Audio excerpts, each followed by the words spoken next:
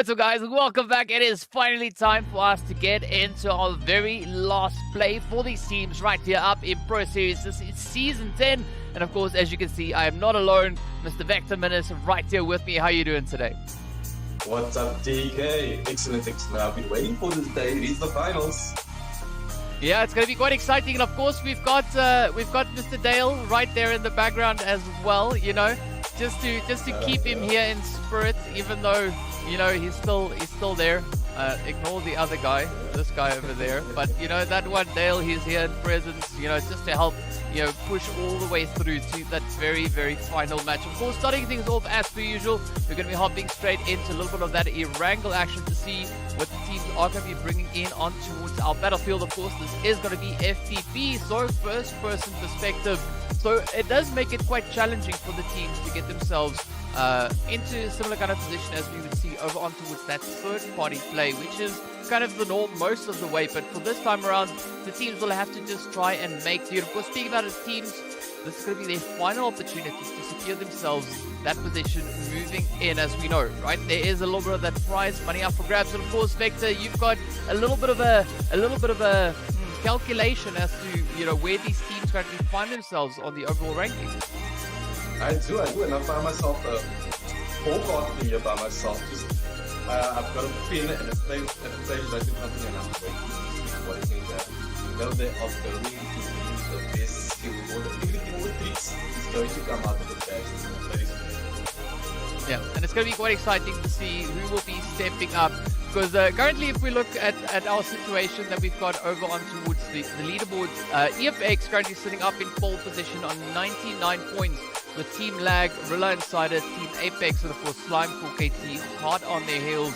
So there is going to be a little bit of that contention coming through. But of course, speaking about contention, we are now going to be hopping straight over into the game itself to see what that flight path is bringing, where the teams are going to be making their way on through. So without any further delay, here we go, jumping straight into the action. Of course, we see that flight path starting all the way over on towards Stalber and heading over on towards the western side of the map there. So a little bit more of a northwestern zone, as we can see there, but I'm pretty sure the teams will be, well, they'll be okay with that, right? I don't think it's going to be too much of a situation for them. Pretty sure they'll be able to get themselves adjusted and repositioned into the region.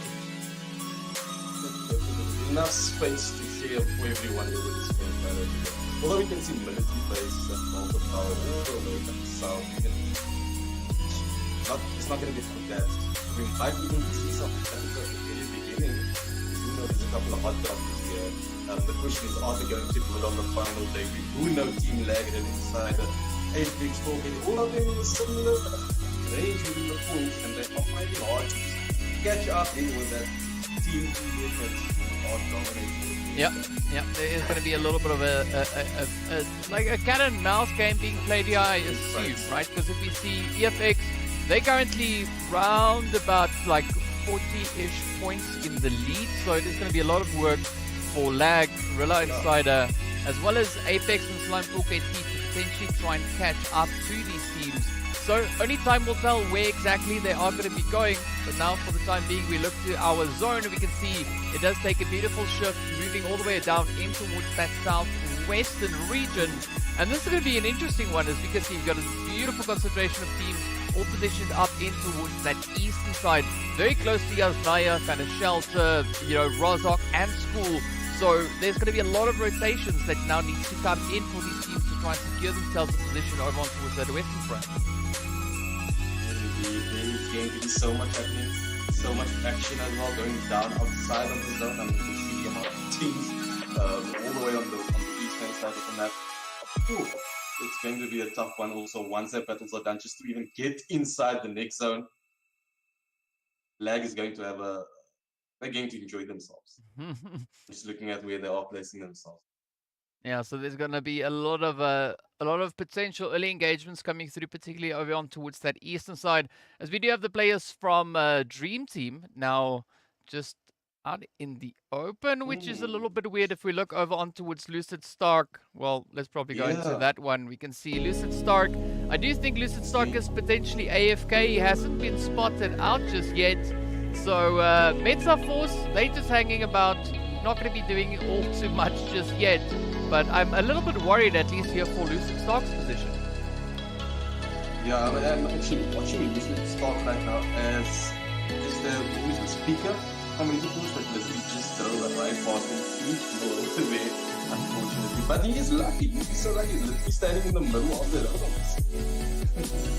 Well, almost, right? I mean, like, I'm not quite sure how they have not spotted him out. As we can see, we got Wizard OP just on the opposite end there, very close proximity. So it is a little bit strange that Wizard has not really spotted them out, or maybe jumped at the opportunity to pick up those eliminations. But of course, we'll find out now as Wizard comes moving in. This is a little bit strange. Everyone managing to kind of miss Lucid Stark, whose position right out there in the open. I just saw him on the left-hand side, which I think he was a bit too concentrated on meeting up with his teammates. But there was one easy point for MetaForce that they do. That's the start on. The match is meet up with enemies over here. Shake is slightly away. These Legend and his teammates coming in. Straight towards MetaForce. Here they come. Here they come. And it is going to be a little bit of a, can't exactly call it smooth sailing across the board. As you can see, a lot of teams now starting to get themselves heading in the direction of zone. No major engagements coming through from the teams just yet, right? You can see the players there from Apex also being positioned just over towards that Everest position, with another team holding up right there alongside them. But of course, DreamTeam actually now pushing all the way down towards that far southern position. So it is going to be a relatively comfortable kind of play for them, especially if they're looking to rotate along that Sosnovka Island. Yeah, that's exactly the plan. Just try and sneak yourself in there. They're already running into some action over here. Lag, Cacao to be exact. Team EX is right there. Might just spot them as well. Just in case you guys have not noticed yet, at Sabaweli and shooting range, we do have the team that our eyes are on. Easy Apex, that is the team that everybody is going to be hunting down and trying to chase when it comes to the points. Well, speaking about chasing and you know, points, we already saw the players there. Now, one of the players from Sincerity also getting sent back into the lobby. Not quite sure what the situation was on that front, but of course now it all comes down to where these teams are going to find themselves situated, what they're going to be doing with these positions. And speaking about positions, of course, we do see a few hits now happening over in towards school as the teams are getting into a little bit of a back and forth, and that of course will be the players there from SIDEMEN and the team from Feinted Africa, we can currently see situated on that screen. Looking to see for, looking to find a little bit of a wraparound approach, a wraparound play here. Looking for a few of those openings to come on in. But yeah, it doesn't seem like they're having much success, at least with angles for now. Yeah, it's going to be a tough one as well coming into this final night. Only 2 players that are going to have a tougher day that is going to want to climb the leaderboard and see how they hold it down here. Probably going to go with that long day, okay? The 2 of them fighting over here. Well, they could. I wouldn't really be too surprised if that is exactly what they did. But now, you know, it's all going to come down. Ooh, as you see a little bit of screen tearing coming through here. Not quite sure what the situation is with that. We'll try and get that fixed up, but in the meantime, it is going to be Newbie now still just holding on to the position here towards school. The rest of the team still making their way on in. Nothing drastic happening, at least for now. So the team still have a bit of an opportunity to get themselves situated, try and find a little bit of that rotation, as we did see, of course, the zone taking a beautiful shift over on towards that western front. Newbie now just applying a little bit of pressure on towards the players there from SIDEMEN, as we can see Sandboy and the rest of the team position just up ahead. Off goes there. It's beautiful shots though landing in here by Newbie. But now, I mean, Newbie needs a little bit of reinforcement, right? We need more weapons to focus in that direction. Now, PB and I think that's expecting drone next year. He needs to watch out because Maestro is timing on the opposite side of the road over there at the apartments. He has to get a gun. Might have to kill those, but things that are going against a full squad. And it's probably time to make that move. They will realize sooner rather than later that they're only 2. That will sit him on a so maybe fire 4 different guns at similar times. but yeah, they've announced it's not considering the fact that they are. Yeah, I'm just looking at the MetaForce looting. That stage is about done. It's not started for the people not trying to do themselves. Also, into the next zone now. It's that time of the game. Let's get ourselves a nice spot in the next zone and take it from there. Exactly what INX is doing with Apex on the opposite side. Also, it's Central with the other squad also in the midfield. We've got IT, G3, Godlike as well in there. Body and Gat is going already a landmine himself. Well, speaking about landmines, right, there's a lot of potential plays to come on in here. The team's now still just trying to get themselves situated, trying to find a potential angle to try and rotate on through into this next phase. But I mean, looking at the situation that we've got on board, right, there's not that much really for these teams to try and work with here. Of course, now we're going to try and put a quick one of the map up on the screen so you guys can see a little bit of an idea, as we already have a few teams starting to make their way further in towards that zone. But as we can see, of course, there's still a few teams having to rotate on in. The players there from Sidizens also positioned all the way up in towards that far northern position. It is also now going to be the players from the side there of I think Rila Insider actually getting into a little bit of an engagement, a little bit of a back and forth, but also Jasser just getting knocked on down. So Kage being in a position where they need to try and now fend off any of these rushes that could be coming in their direction. Yeah. At the moment, it seems that we're finding itself inside the zone. They are getting to each other. The people that are coming from the blue, they need to watch it. They're going to try and find a spot.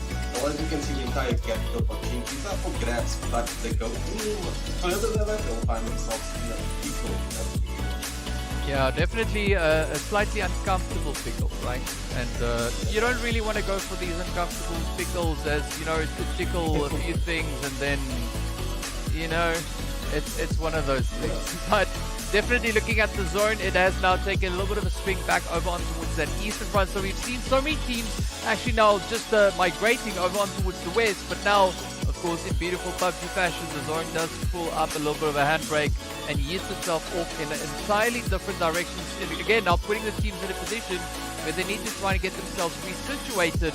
But as we can see, we already got the players there from Lag, and of course the team coming through there from MetaForce, situated down on towards that southern coastal line. But in fact, DreamTeam, they've also got a very comfortable rotation to make it up alongside that Sosnoka Island and move their way over on towards that western bridge.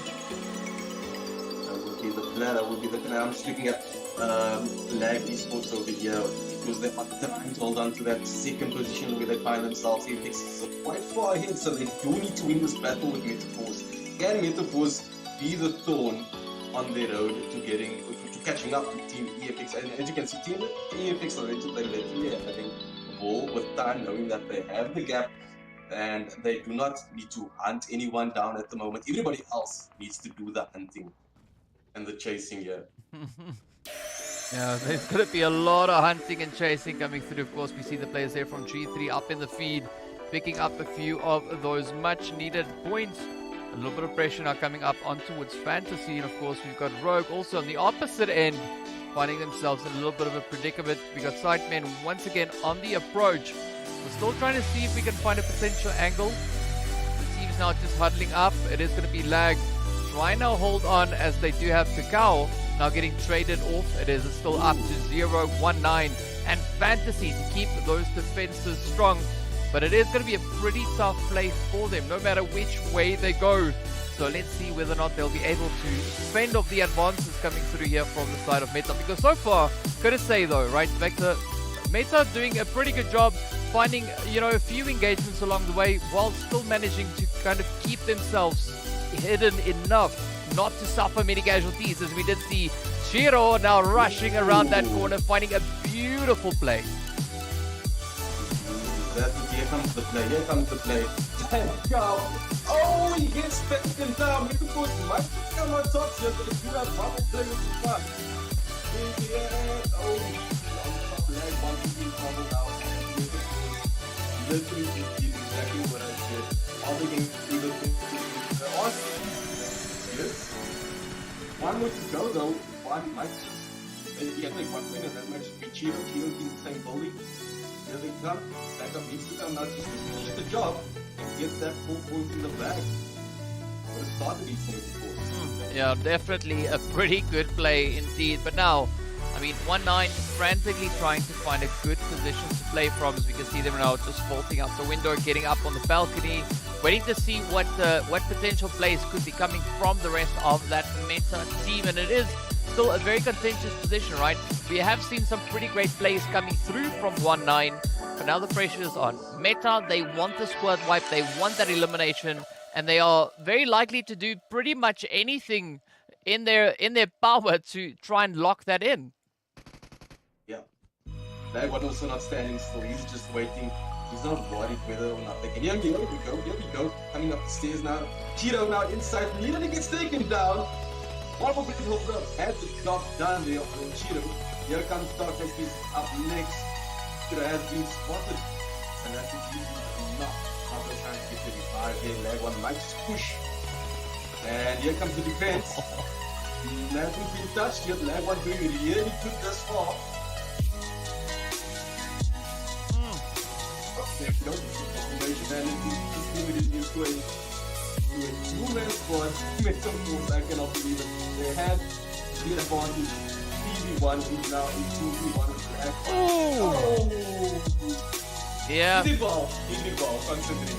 Yeah, I mean that was a pretty beautiful rush coming through whichever way you look at it. So well played to Meta. I mean they were able to kind of clean it up, pick up those final blows. And of course now speaking about final blows, there is going to be the players here from Slime 4KT also now getting ready to get into a little bit of a back and forth as they come flying down on towards the players here from Team Apex. Plaza starting to light it up, going to town, just picking up those trades with that Apex now down to their final remaining hopeful. Not quite sure whether or not they're going to be able to make it. No, Kage gets sent back, and that is Slime 4KT picking up 4 quite comfortable eliminations to their name.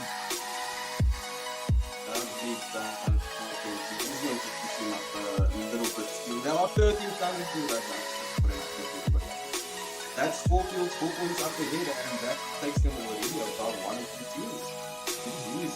Game number 1, what is that? Yeah, as we can see a few of those hits already now starting to come through once again. The zone taking yet another shift over on towards that eastern front. We do have the players there from SIDEMEN now trying to see if they can potentially hold on to their compound as they are getting rushed, but smack dab center zone. It is going to be the players there from Whitey and Rila Insider getting into a bit of an exchange. So many engagements now starting to break out all over the map, but it is going to be a pretty tough run as the players there from Sincerity now also meet their end. They get sent right back over into the lobby. Yes, I was watching the gameplay there, but I think it was Polo G, excellent coverage here. His teammate Maestro shot the squad wide. Next up is EFX now making their way slowly but surely into the zone. Also, still taking it of the way. Haven't gotten to any high seconds. They got 1 kill on the... Oh no, never mind. I must have 1 kill on the board for them. They have lost largely everything. So EFX is to a little bit better. And just try and hold on to get that at least top 3 positions of each game just to make sure that it's safe. Yeah, it's going to be a pretty tough play. Watch that for both team. Here they go. Again, this is exactly what we need to see from all the players down below. I'm from slot number 2 right up until number 10. You need to see them trying to get that. This is exactly what 4KT is getting us here. Sally now in trouble.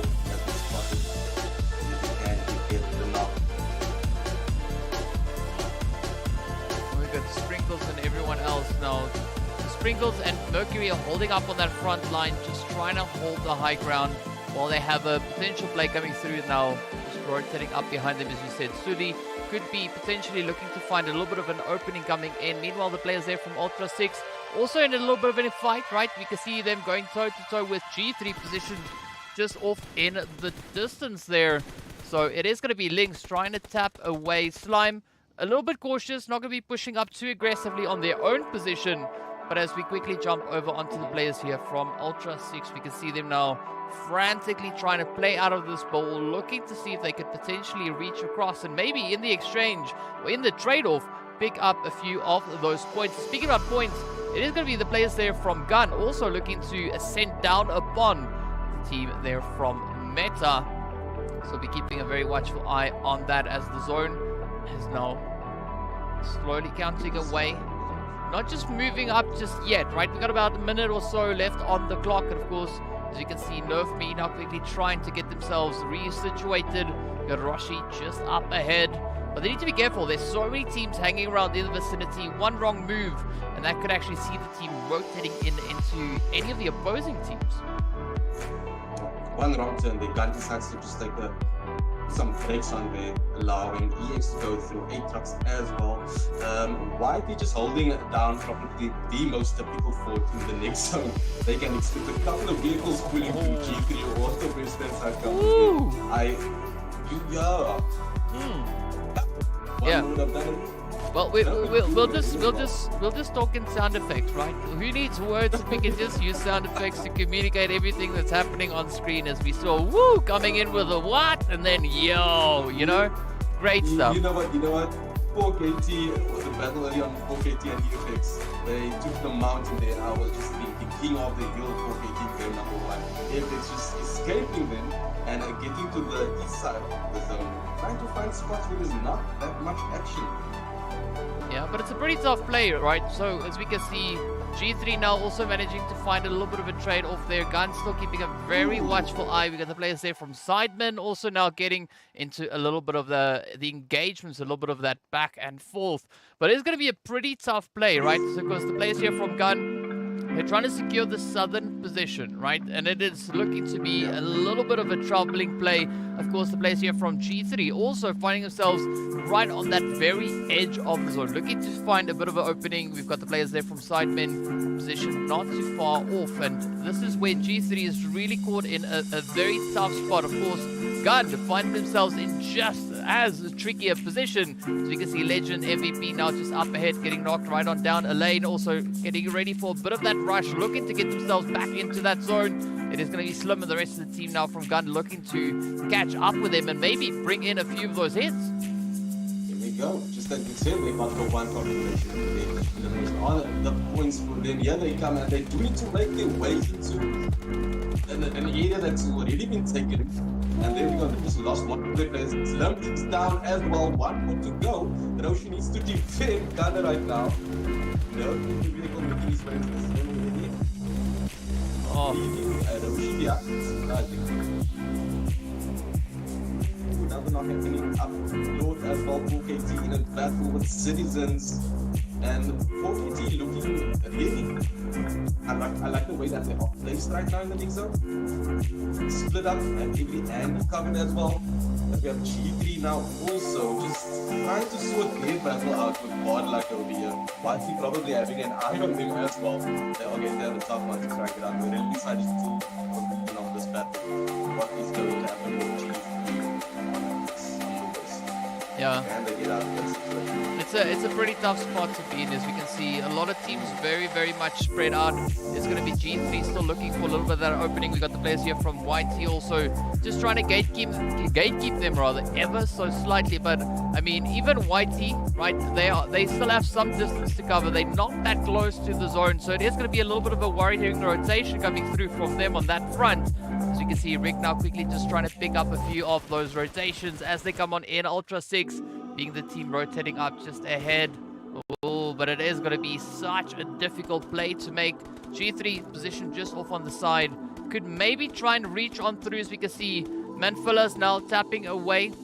Great to see Manfilla's not sitting with a molly in hand, as we did have over in one of the previous PMCO Africas. Manfilla's, of course, lighting themselves on fire. This time around, it does seem like Manfilla's doing a much better job, able to kind of get into the vehicle securely. We have a little bit of a different view instead of looking at the, you know, kind of what's happening out on the field. We are stuck here looking at the steering wheel, and hopefully Manfillers is steering us in a good direction. Nope, the answer is no. It is right back into the lobby as Coco comes in with some pretty quick responses there. But now, this is where the lobby starts to line up, as we can see so many teams just hammering away at each other. In fact, even the players here from Whitey down to Rick, it is going to be ATROX also not too far off this position over on towards that more western kind of position, or instead rather over on towards the southeast, as that now is going to be dead. Picking up a beautiful hit. Rila Insider still to try and push into zone, coming in from that far southern approach. It's going to be a very risky play for them. Ooh, just as we've seen, so many teams just got eliminated. Gun is not there anymore. DreamTeam is out. G3 just holding barely on. So much action right now.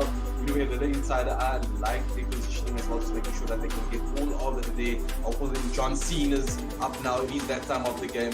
Make sure every angle is covered. And Zeke now searching for his next opponent, I would say. Yeah, the next spot. He's going to run into ATROX though.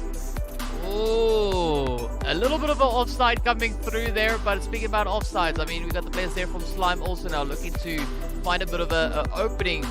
Get to see if they can play the edge of the zone. It is going to be Zeke now hovering away at the vehicle just up ahead of him. But Plaza on the rest of the squad also going to come rolling on in. It is now also, as we can see, the players there from, which team is the SIDEMEN now running into a little bit of trouble as they make their approach coming into this phase. But up comes Maestro, pulling up right alongside one of the players there from MetaForce. But now down they go as a beautiful shot comes in. Zeke now in a world of trouble as the blue zone is closing on in. Rila Insider not having a secure position locked into the space so far. It is going to be Coco and Trip now having to try and play a little bit of a rescue game here. But up comes those nades. Down goes Coco. It now all turns right over to Trip as the pressure is on so many teams in the vicinity. And it is going to be Slime coming through with a beautiful trade-off, picking up those eliminations. Speaking about Slime, they're of course now just lighting up this lobby, trying to pick up every and any engagement they can. Even Shiver in a bit of trouble here. That's it. We should have back to the lobby for you, so that leaves us to the boss 3. It is 4 KT that are dominating and number 1 getting the next kill again. That gets them to 20, ladies and gentlemen. 1 more to go. His name is MetaForce. Oh, what a start he had. He managed to get his team into the top 2. G's MetaForce. That would be good for them as well, but mainly MetaForce. Excellent game. Game number 1. Here we go. The hunt is on. Nice. He gets front of 4 KT. Here comes Plaza, he's up next. Oh, wow. Wow, Pika just on fire, picking up 2 knocks so far. Up comes the next possible victim. Let's see whether or not this will be in the bag for Slime. I mean, Pika looking so good. But at the end of the day, it is not going to be on the boards, as it is going to be Slime 4KT pushing on through, picking up that winner chicken dinner, doing so in beautiful fashion. 21 eliminations to their name. That's a personal record for my eyes.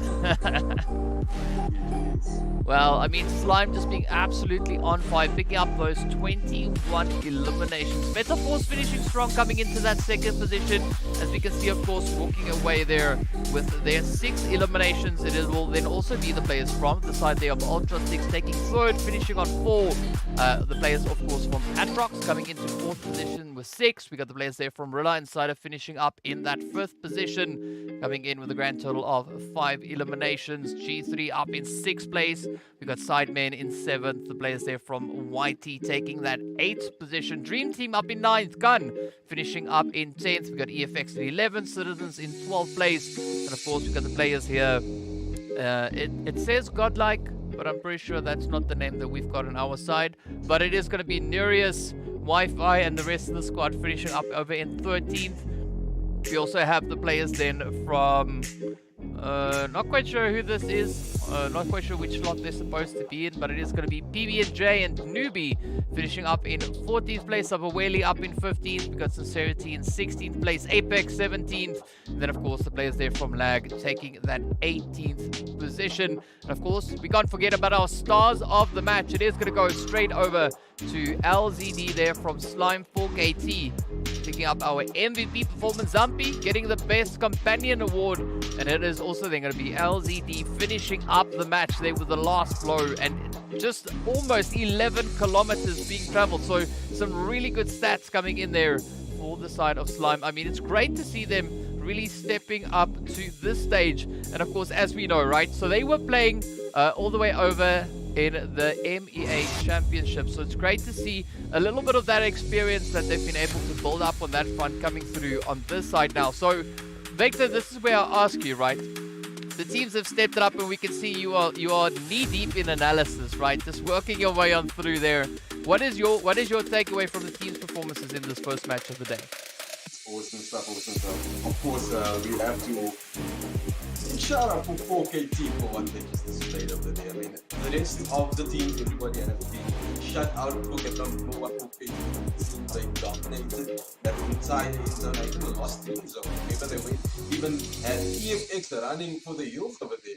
So I'm liking what I'm seeing from them. Let's hope that they can push through and push a bit harder. I'd like to see a bit more from Lag. Rila Insider also did a good job, great job. Considering that they are 3rd right now and might just have a brilliant ending here tonight. Yeah, we know it's going to be a big chase to catch up with that position in which we find the players there from EFX. Of course, we know coming into this match, you know, quite a considerable lead that they've had. So I'm curious to see how this is then going to update the overall rankings to see where the teams are situated. But of course, speaking about that, we are going to be hopping into a very quick break to get our next match locked and loaded and ready to roll. And hopefully we can come back with a little bit less of that screen tearing nonsense that we had happening just now. So I'll go fight the gremlins. You just sit back or get yourself something to drink. Get a popcorn or something, because we'll be right back with a little bit more of that Murmur action.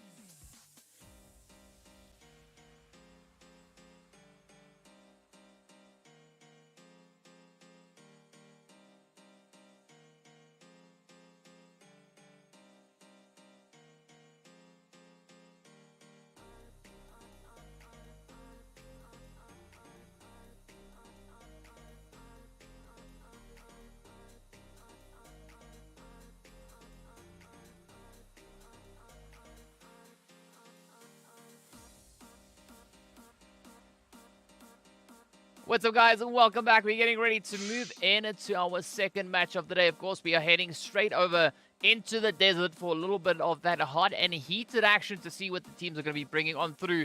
So far, we've seen those winner chicken dinners come on in. Of course, Slime picking up that very first one of that absolutely insane performance. I mean, 21 eliminations. I don't think we've really seen the elimination score sitting that high, but now this is going to be a beautiful opportunity for the teams to have yet another run and potentially bring some improvement alongside with that.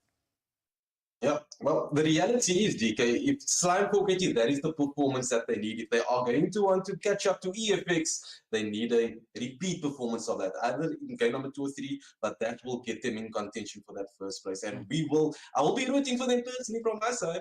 We would like to see some, an ending game number 4. I would like to see, whether it's EFX, Lag, 4KT, those guys on the top 3, inside as well. Just fighting for that final couple of points and just see how that affects the gameplay as well. What decisions they make from there. 100%. I mean, there's going to be quite a bit on the line for the teams. And of course, speaking about on the line for the teams, I'm going to be starting the lobby now. So we should be heading up into that Miramar action momentarily. But now, you know, we've seen the teams really trying to kind of find approach this time around. I mean, looking at that first angle, it was a little bit weird, right? I mean, Slime coming on in with a beautiful performance, don't get me wrong, but the rest of the teams, I'm not quite sure if I was really sold, right? Maybe they changed it up moving in towards Miramar. Maybe it was just because they haven't played FPP since 2 weeks ago. So this, let's say that's the reason. The team's just trying to get themselves back into that rhythm, back into that flow. So hopefully this time, as we now move into that Miramar action, this is where we could then see, hopefully, the teams piecing everything much more together instead of them not really playing the way that we are accustomed to seeing them. Yes. I fully agree with you on that one, DK. We've seen the majority of the teams in the very first few zones there taking time slowly. Like you see, we're not used to that. We're used to seeing them looting up, getting in their vehicles and getting that kills and just going for that top spot in a very, I would say, more dominating each and every team that we have here. But they haven't pulled it off in game number 1. Of course, as you said, it's for 4KT. But it is Miramar. It's a big map. It's probably going to be a bit harder as well considering the map. Yeah. Well, speaking about the map, of course, as we can see, we currently find ourselves on the plane, getting ready to roll on through into a little bit of action. So without much further ado, let's hop straight on in. So you can see the players now just holding here, getting ready to bring in a little bit of that action and hopefully some satisfaction to come in alongside with that. And of course, if we take a quick look, not at that, but let's do the proper map. There we go, nice and centered. Of course, we can see it coming in all the way there from La Drillera, making its way across, just passing right up above Los Leones, and of course, crossing over La Bendita, making its way just across Impala over on towards that eastern side. So a little bit more of a southern flight path coming through, but the teams, I'm pretty sure they'll be able to kind of work around that and still get themselves into those satisfactory positions. Yeah. Looking at MetaForce leaving the plane very early, heading north, 12 past by themselves. White also leaving the plane afterwards. Also, very early jumps here for ATROX. DreamTeam also there at Valademar. So down south, we got about 3 or 4 teams. Not going to be much going on there. But the spread it's very evenly spread this time around. Yep. So only time will tell where that zone is also now going to be taking us, as we've got the teams now making their way on in, looking to find a good position to pull up in towards. Of course, this time not as congested, right? So a little bit more of a kind of split up play here, but that zone does take a beautiful swing, heading all the way down towards that far southern edge. So I'm pretty sure ATROX will be quite satisfied with this current setup with the zone, right? You can see them already on that western front, just south of the players there from DreamTeam. So they're definitely not going to be too bothered about getting themselves situated into this next phase. Yeah, so much pressure taken off of them because of the zone now. No reason to push, just the chill game for them just to get into that top 3 position, just to get that high points. However, ATROX are in a position to also sit back, as all the other teams are as well. So I'm expecting all of them to go for that vehicles, go for the teams, see where the action is, get the knocks, get the confirmations, so that they can find themselves in contention at least for those top positions. At Impala now, we also have XX taking on TX. That's about to go down. The only two teams that's really close to each other, I would say. Yeah, you know. As it also, we've got EFX might just meet up with lag as well. That will be a big one that we do not want to miss out on. EFX being in first place, not getting a chicken, and also not, I would say, with the performance that we would expect from them. Yeah, for game number one. Let's see what they can bring for game number two. Are they going to actually take lag on, or will they evacuate again? Ooh, well, we'll have to wait and find out, right? Of course, as you said, over in Impala, we've got a little bit of that hot drop action coming on through SIDEMEN and the players here from the side of Feinted Africa getting ready to kind of square off and see who's going to be the team to walk away with the possession of the zone here. For the time being, it does seem to be relatively okay for now. I mean, we do have PB&J on a little bit of an off-angle position, just still going through that looting phase. So there is a bit of contention coming in. But of course, now Maestro getting spotted out as we do see PB&J just hammering away. And I'm so glad to see PB&J stepping up, because that's what I had before we started with the broadcast. You know, a little bit of that PB&J just to make sure that I've got enough fuel in the system. So, you know, gotta love a name like this. But some great shooting coming in with that Uzi, though. Yes, and I like what I'm seeing about them, because at least they do have a full squad this time around, and the tables have turned. They are now indeed the full squad here who have the upper hand against XIX, Polo G, and his teammates over there. So maybe they can do the hunting this time around. Well, it is going to be PB&J getting into a little bit of a jammed up play there. So you've got a beautiful shot coming in. Now comes the rush. It is going to be Newbie holding up on this off-angle position. It does seem like, I think it's Coochie that could be, no, not Coochie, it's Sonic that's in a little bit of a worrying position. Of course, getting rushed now, as we can see Maestro and the rest of the team applying that pressure. Of course. Yes, here comes Sad Boy as well. Sonic needs to do something, and he needs to do something really fast. Oh, unfortunately, unable to stick up for his teammates over there. They lost one. Maestro gets knocked as well. It's Sonic that is doing all of the damage of your Sad Boy. Maestro Phoenix. He has the Tommy though. Could have the upper hand against Sonic. Here comes Sonic. Sonic is rushing and he gets the double knock. Sonic on fire. Ooh.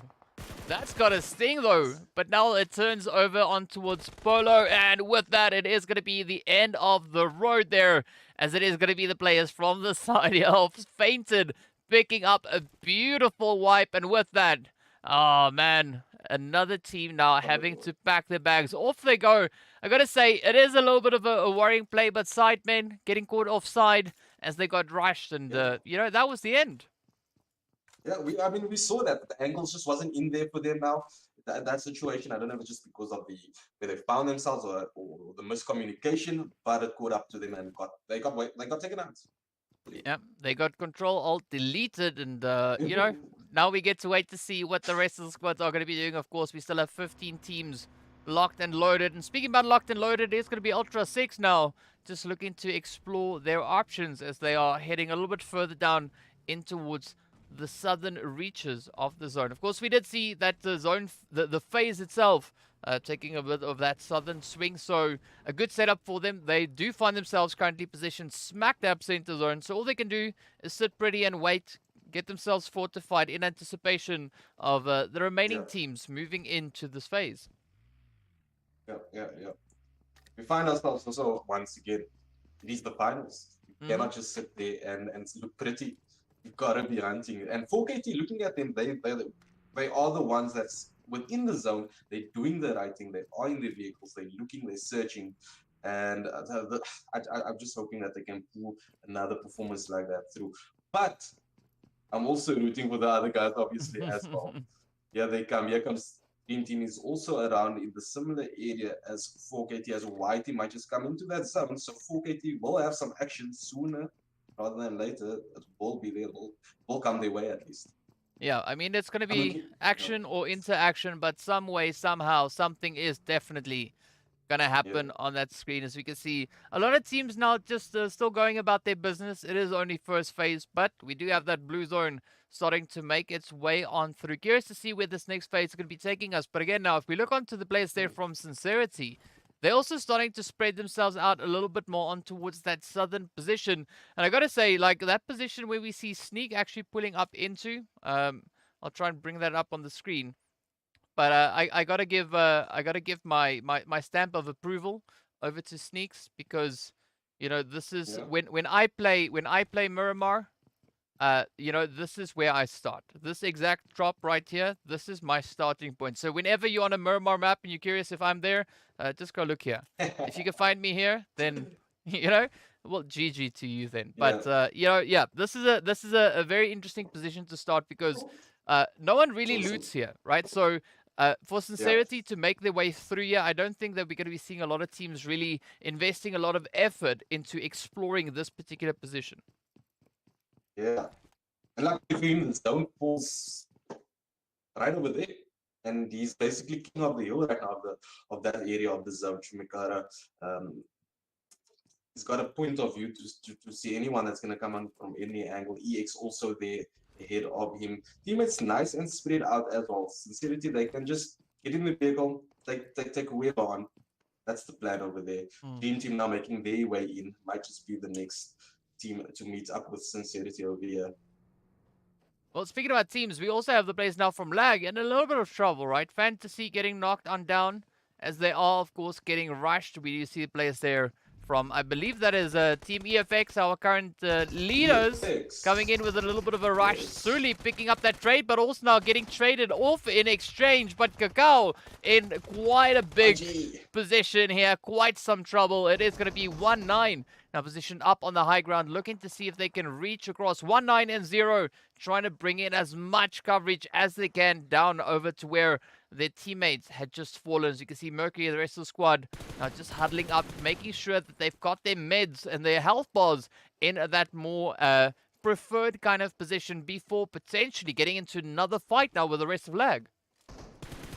Yes, Zero needs to pick his friend up over there. 1-9, he's in trouble with EFX right in front of him. I mean, they do need to put in a better performance for game number 2. They found themselves in 18th position in game number 1. If Lag wants to win, if they want to catch up once again to EFX, they need to get out of this position. That's not the team you want to fight against. You want to get the kill somewhere else.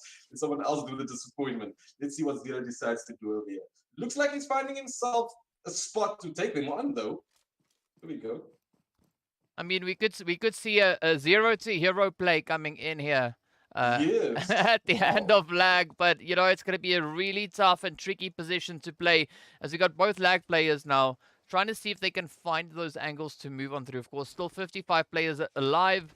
15 teams remain. We did spot out Mercury there for a quick brief second, and there we go, 1-9. Striking on down, picking up that first one. You can see Zero keeping a beautiful off-angle position here, just ensuring that there's no possible surprise that could maybe be coming around, at least on towards that southern side. But Zero now coming in with a quick reposition, just trying to fortify their teammate, heading straight over towards 1-9. But now we can see Sully also making a bit of a play over on towards Mercury. But up comes Raji and Sprinkles now getting spotted out in the open. It is going to be a full sender, at least from the side of Lag, hoping to defend the high ground here while trying to lay down those heads in towards EFX. Yeah, Lag really capitalizing the situation. They have high ground. EFX, they are almost stuck in the mud at the bottom there, or should I say stuck in the smoke, because they do need it. They need it badly. Mercury is going to get revived now. Sunny pulling back to get the revive. All they need is one knock. One knock. Sprinkles. Raji maybe can spot either 0 or 1, and that would be it for Lag. It will be a very difficult situation to get out of, but they have not found it yet. And it is a battle in the blue as well, so hopefully these guys are all looted up. Well, only time will tell. They should be. If they're taking this battle, they should be. Slade just getting knocked there from Rila Insider as well, as we saw on kill feed. Here we go. That's happening by 1. They're nearly getting Sprinkles as well. Shots fired. Shots fired Let's see whether or not Lag and EFX is going to continue to try and play this more southern position. They definitely need to start finding a way to get themselves closer to that zone, right? As we can see, they are nearly 3 kilometers away, and I'm not quite Wow. sure whether or not their meds will actually allow them to make a successful so. push all the way back. Yes, it is only the second phase, but we're just a few mere seconds away from hopping over into that third phase. Yeah, I mean, just to upset, you can just get that vehicles destroyed over there at Mercury. I think just hit that vehicles away early on. Sprinkles now coming with a rotation, try to get Zero on a different angle, and that is exactly what is required of him. And I mean, if these teams get taken up by the zones here, Rila Insider, Apex, 4KT, they will be celebrating getting these two teams getting taken out this early. Yeah, but it's still a very tricky play. As we can see, Zero now from Lag getting traded off. It is now all down to 1-9 to try and hold on for the sake of the team. Of course, Blue Zone doing its thing. As we can see, 3 bandages and energy drink. Not quite sure whether or not that would be sufficient. Just one well-placed hit coming in from the side there of EFX could mean the end now for Lag. And oh, we see that coming on through. First hit, finding its point right on towards 1-9. But now it is going to be 1-9 running for the hills, trying to get out of harm's way. It's getting to that part of the game for one. He needs to turn his back around and just get out of there as fast as he can. He's making his way to now the closest road just to search for that vehicle. And you just said now, 3 bandages. See what he can do. It's going to be a tough play. Pretty sure we're gonna see the end here of 1-9. Of course, now trying to combat that blue, but also now speaking about combating things, it is going to be Nerf Me now trying to hold up a kind of different position, finding the angle right there, as we did see Muffin now getting hit. A nice little bit of a back and forth coming in on that front. But speaking about back and forth, we did see the players there from Sidizens also getting into a bit of an exchange, going toe-to-toe with the squad there from Feinted. So it is lighting up all over the place as we've got the players now from Citizen coming in with a nice, beautiful, clean sweep. With that now, just whittling the numbers down to 14 teams remaining. But of course, it's still going to be Nerf Me trying to see if they can find a bit of an angle to play here. Still just causing so much damage and being such a nuisance to a lot of these teams in the vicinity. Yeah, well done to Countries to find that spot where they find themselves at. They have the view. They have YT right opposite there, and they can just straight off shots. And they do have the cover to get revived just in case. Also, we do know the abilities of Gun when it comes to these long range battles. That's what they enjoy. That's what they want. Yeah, and they're definitely going to be gunning for it. So it's going to be a little bit of a tricky play, whichever way we look at it. I mean, even the zone itself, right? Definitely not making things all too easy for these teams. We can see that zone still sticking on towards that southern coastline. It is going to be gun situated very centered in the zone, but we also see the players there from G3. We've got Slime. We've got the players from Meta. Also now getting ever closer to each other. So we could have quite a few engagements now just erupting all over the place. And of course, in true fashion, it is going to be Slime now just hammering away with a few of those blows. We did see them lighting it up in the feed. And here we go, Plaza hopping right into the action, getting ready to try and, you know, just lay waste now to the players here from Meta. Does step up and pick up a beautiful trade as Wizard gets sent off. Beautiful rush coming in. But now all they got to do is just continue on with the pressure. Yes, it is Darkest and Cheeto that is still surviving, but it looks like Darkest is just busy keeping G3 entertained at the back there. Get the knock with Unputed. Cheeto also just needs to try and escape 4KT. So the game, but he is taken down eventually by Plaza 4KT. That's a squad wipe, nearly squad wipe for them. Just one more to go. I think he is in trouble though, his teammate over here, G3, and they are searching for him. Go's doing really well though against the G3 squad. Here comes the nade by Tom PK. Oh, didn't need the Z. Did he see mine? Comes in for the final kill. Yeah, GG's indeed. So G3 managing to defend their position, but this is still a great opportunity now for Slime to come rushing on forward and potentially making it quite difficult now for the players here from G3 to get onto a good footing there. As you can see, Plaza and the rest of the squad continuing to explore their options, looking for a bit of an opening there. Not too satisfied with not really having enough reach, as it does seem like, you know, they're now going to start focusing on getting themselves back towards the zone. They are only like 500 meters more or less away from that zone. But we do see a lot more of the teams getting ready for a bit of that exchange. Plaza still keeping a very watchful eye there on G3 as they now get ready to move. But it is also going to be the players here from Citizen caught in a bit of a predicament, right? We got Citizens and Sincerity in very close proximity right here on towards that southern side. But it is going to be Guardia now getting themselves situated just out of harm's way, at least for now. Yeah, that's a good move there by God. I mean, Rila Insider and Sincerity all the way on the other side. It would be a triangle of death over there. Hopefully the rest of the citizens can follow God's lead over there, just to get themselves in a better position and actually have a better angle, because ATROX is making their way now. They come, they already landed, and we are about to see a couple of teams take each other on. I'm excited to see what is going to go down. 4KT decides to leave the battle with G3 as G3 now make their way into out of the blue.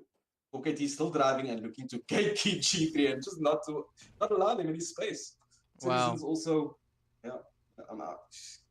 Guardia doing really well as well. He needs to get his teammates in. They need to get back into the next zone. That has been decided. Majority of the team, nobody really in the center. But who will take that center spot, the center stage? That is the question. Yeah, we don't know just yet, but of course now as we look onto the players here from ATROX, we can see them also just up in the thick of it, right there on that very edge of the zone.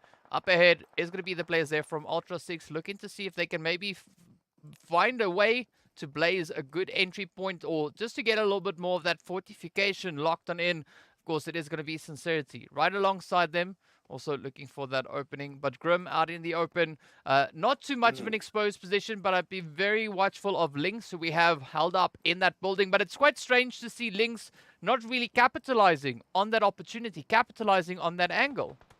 Ooh, well, speak of it. Up comes the hits. Lynx. There we go. Spots out Grim. And, you know, it's better late than never, right? You always just got to wait a little bit longer to see whether or not those engagements are actually going to come to fruition. Yeah, timing is everything at this point. And Link took some time. He took his time and he got the knock over there. There we go. Another knock coming through. He's Lucid Shock, I believe that was in the battle over there. Oh. DreamTeam not looking too good for them. Sham as well in the thick of it now, trying to just get himself in a better situation, trying to get Legend also back into the zone with himself. I'm looking at the Rila Insider. Coco also just taking Apex on, trying to get a knock here, but not going forth. Michelle finally makes. No, he had to make a U-turn. Here comes YT. YT's, yeah. Then they need to make up their mind. Legend, what are you going to do? Boom Sham as well. Will you be able to get your teammate, or is he just going to leave him behind and let him make his way to the next zone by himself? Well, it could be Boom Sham, it could be Boom Slung, it could be anything, right? But of course, we can see Sham now just trying to find a little bit of a quick, cheeky hit there, as we got the players there from Whitey just rotating up, as but you can see on that map, right? There's a lot of pressure coming in. Just look at that. Sincerity also being positioned just up ahead alongside ATROX. So the team's definitely going to be fighting it out. But now, where will these angles come from? As we quickly jump over onto Sincerity, we can see Teddy now up in this thick mess. A lot of fighting could be coming from this. And of course, it is going to be Muffin now finding a few of those sprays, picking up a few of the hits. But they got to be careful, because we got Sham just holding up in the tall grass. Could be a beautiful ambush coming in here.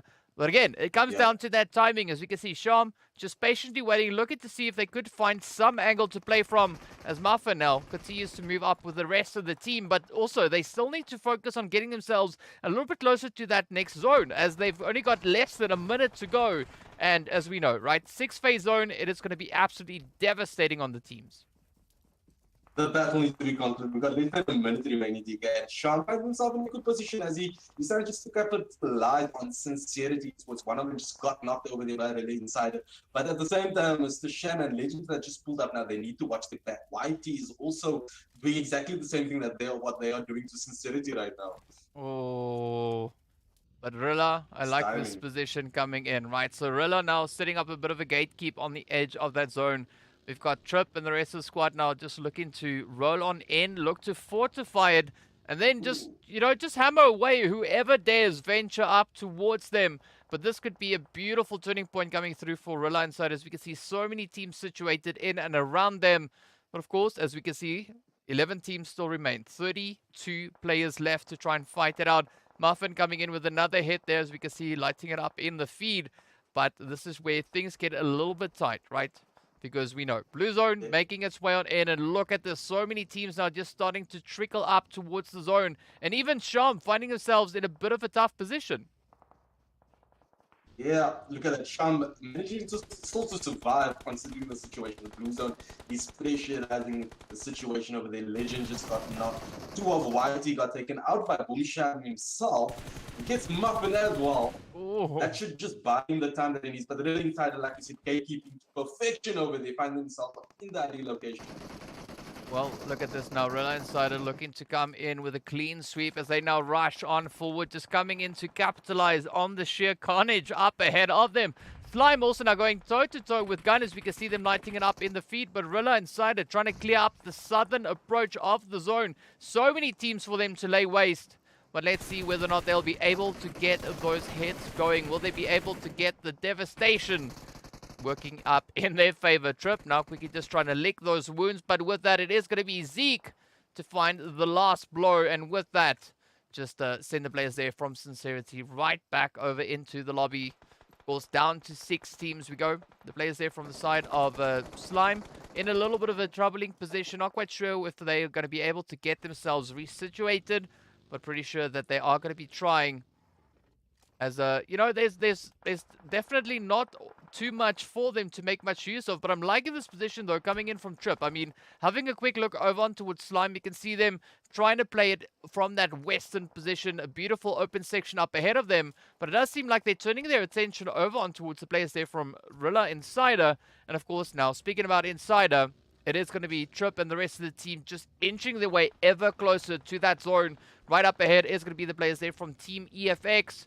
But it does seem like EFX is situated all the way up in towards the northern position. Trip now having a few hits come their way as they make their dash up in towards zone. It is going to be Slime 4KT now also looking to try and catch up with that blue zone, but putting themselves in such a vulnerable position. Finding paint of Apex have been playing the long game all the time, finding themselves not wasting a second to get into the next zone. Now this is the time they've been waiting for. Let's see if they can capitalize on it. They've already got 5 kills. The next zone does fall on EFX though, the leaders. So what can 4KT do just to disturb that peace that the little bit of peace that they have for this moment in time? As YT, Manifel is also fighting in on 4KT. EFX now turning their heads straight towards Zeus as their team has just got taken out as well. Apex now focusing in on EFX. It's going to be a tough one to get into this next zone. EFX, they are looking really good where they find themselves. Cover, they have the view. Let's see what happens. The last 4 teams, 4KT, YT, Apex, and EFX. Well, as we can see, Manfilla's keeping a very watchful eye on the position there of Slime. Not being able to get a clear line of sight just yet, but we do see Zeus just ducking in and out of the scope there. But a very cautious approach coming in from Manfilla here. Definitely not going to be looking to put themselves into too much of a disadvantage here. But again, I got to agree, EFX absolutely zone blessed with that one. I mean, even Apex, a good position coming in with quite a controlling play being made from that southern side. But Manfilla's now finding a bit of an opening there right on towards Kage. And now it is going to be, the finishing blow as Raji nails that coffin shut, and up comes Slime looking for that opening. Raji sending out a few nades, just trying to clear up their side of the zone. But it is going to be an uphill battle as that nade from Raji actually picks up to Kage. Also now getting taken down. Suli coming under fire. But look at this. LZD coming in with a bit of that off-angle rush, looking to see if they can find any vulnerabilities. But here we are, down to the final few. It is going to be Mercury now held up in the vehicle. Blessin getting traded off. And with that, we are down to only 3 remaining teams. I mean, Storm looking to, Slime rather, looking to push up for yet another winner chicken dinner. And beautiful play coming right there on towards Mercury. Of course, Apex down to Professor. And this could very much be in the bag for Slime 4KT, as we already see 12 eliminations on their name. And all they got to do is just find the very last player. Professor gets spotted, we and have with it. that makes their way right back into the lobby. And Slime taking a second chicken dinner right here, this time finishing off on 13 eliminations. Yeah. Ladies and gentlemen, you are witnessing it here live.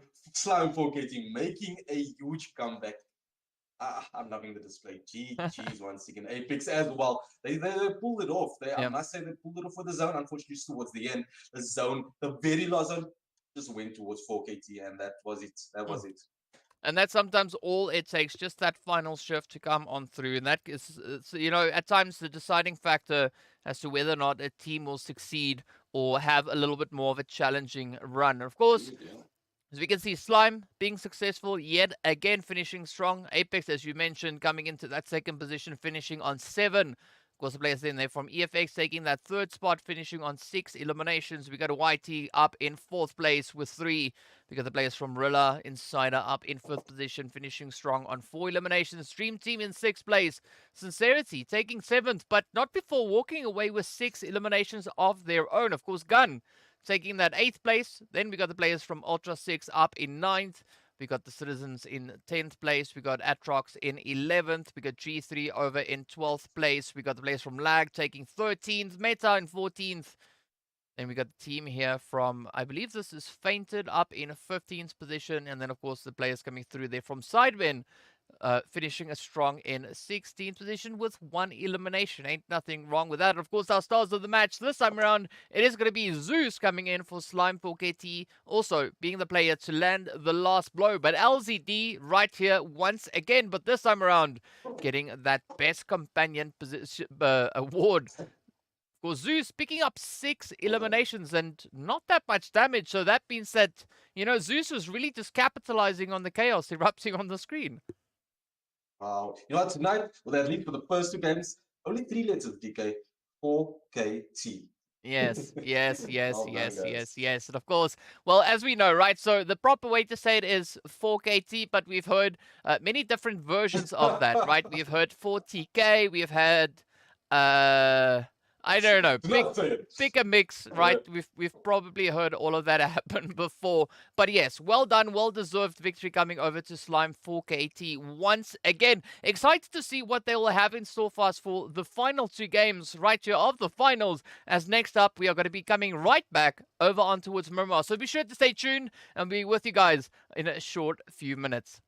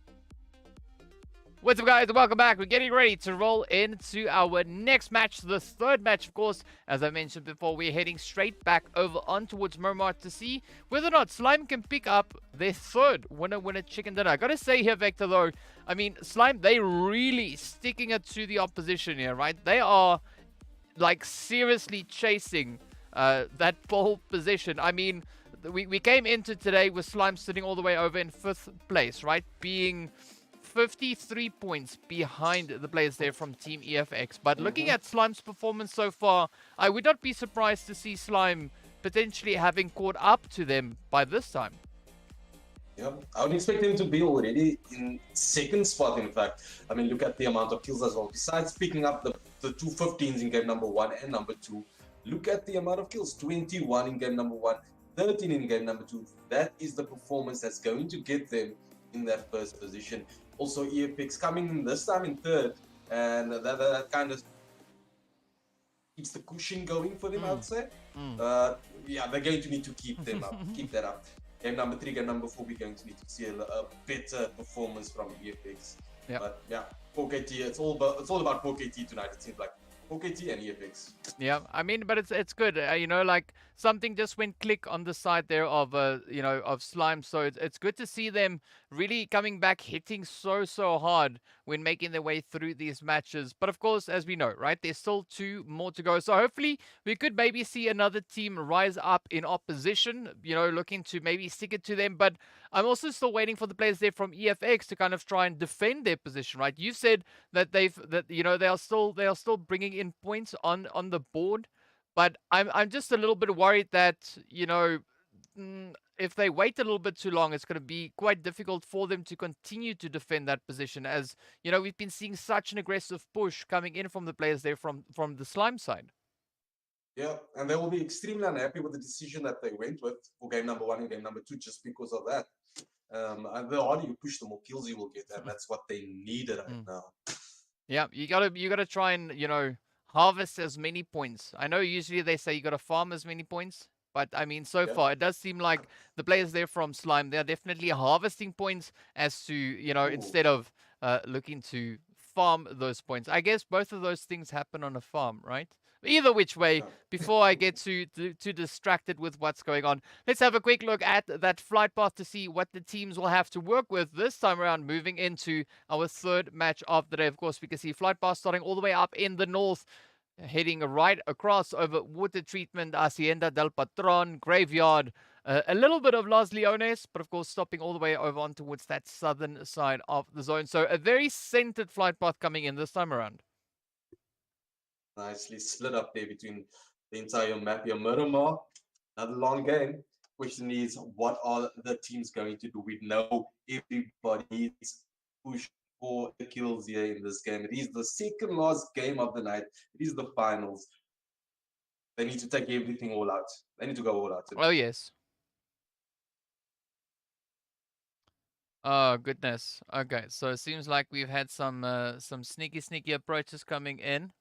Let me just quickly double check. I mean, worst case is all we do is we're just gonna, you know, rehost the lobby, just to make sure that everyone is in a good position. Yeah, it does seem like we might have a few people trying to lurk where they're not supposed to lurk.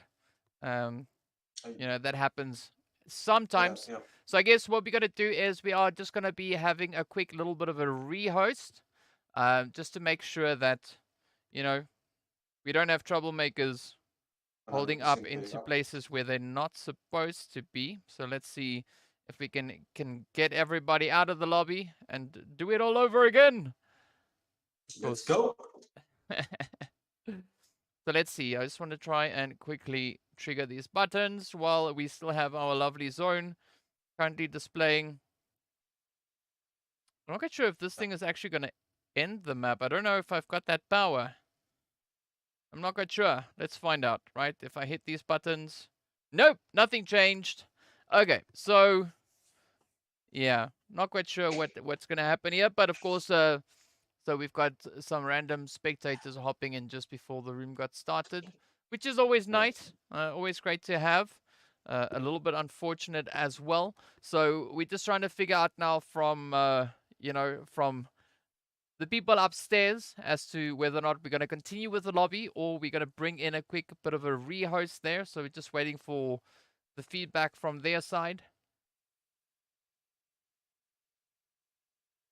Okay, so there we go. We've gotten the confirmation. We are going to be popping into a quick bit of a rehost, looking to see whether or not these teams are actually going to hop out and maybe do exactly that as a, well, let's hop onto camera, right? So I don't have the power to end the lobby. I've tried, but it seems like my hands are cut off. So we can blame the I think we can blame the teams that's pushing through, pushing up.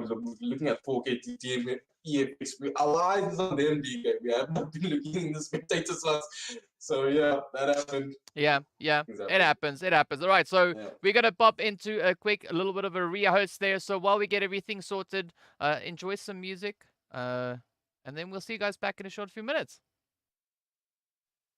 Let's go.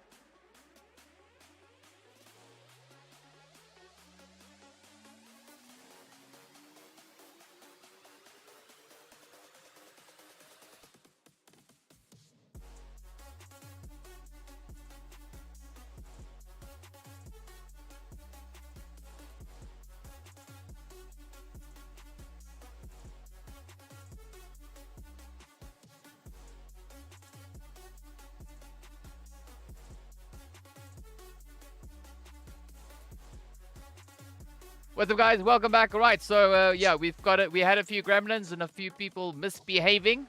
Not quite sure why we have to tell them not to misbehave, but you know what? It is the way it is. Of course, we're going to be getting ready to move back into our third match, of course, returning right back over on towards the ever-lovely Murmur. And hopefully this time around, we could see a few teams looking to rise to the occasion and, you know, maybe dethrone Slime from the victorious run they've been having over the past two matches so far. Yep, and it's going to be a difficult one. It's going to be a very tough one. Also, just considering with what happened now, I'm expecting all the teams going into game number 3 full force. So with that, the question is, it's a little bit of a test. Can we still continue that role with exactly the way we came into that game number 3? But anyway, it is about to begin. We will be obviously keeping a close eye on 4KT game number 3 as well as EFX as they go head-to-head 1v1 against each other, the top position. Yeah, definitely will be. Of course, speaking about opposition, we are about to find ourselves situated over on towards that plane. So without much further ado, let's hop straight on in and see what the flight path is bringing for these teams. So we can see, of course, that flight path making its way all the way down towards that more southern approach. So it is going to be quite a bit of an interesting play this time around for the teams. But as we know, right, southern zone, the southern section of the zone is always quite an interesting position to play this. It's a different kind of mountainous region, right? We've got the mountainous region up towards the north, but the southern position reminds me so much more of a little bit of that Sanok action. So, you know, only the zone will tell us where the teams will have to go, but I'm low-key hoping for a little bit more of that southern action. I believe we will get that because there's not much up for grabs when it comes to land. If you're going to want to go as far as possible, MetaForce looking like they're doing the exact same thing with the previous Miramar map, heading north towards Alpazo's area again. And I'm looking at the southern majority people going south here. You want to stay close to where the plane flight is as well, just to make sure. Yeah.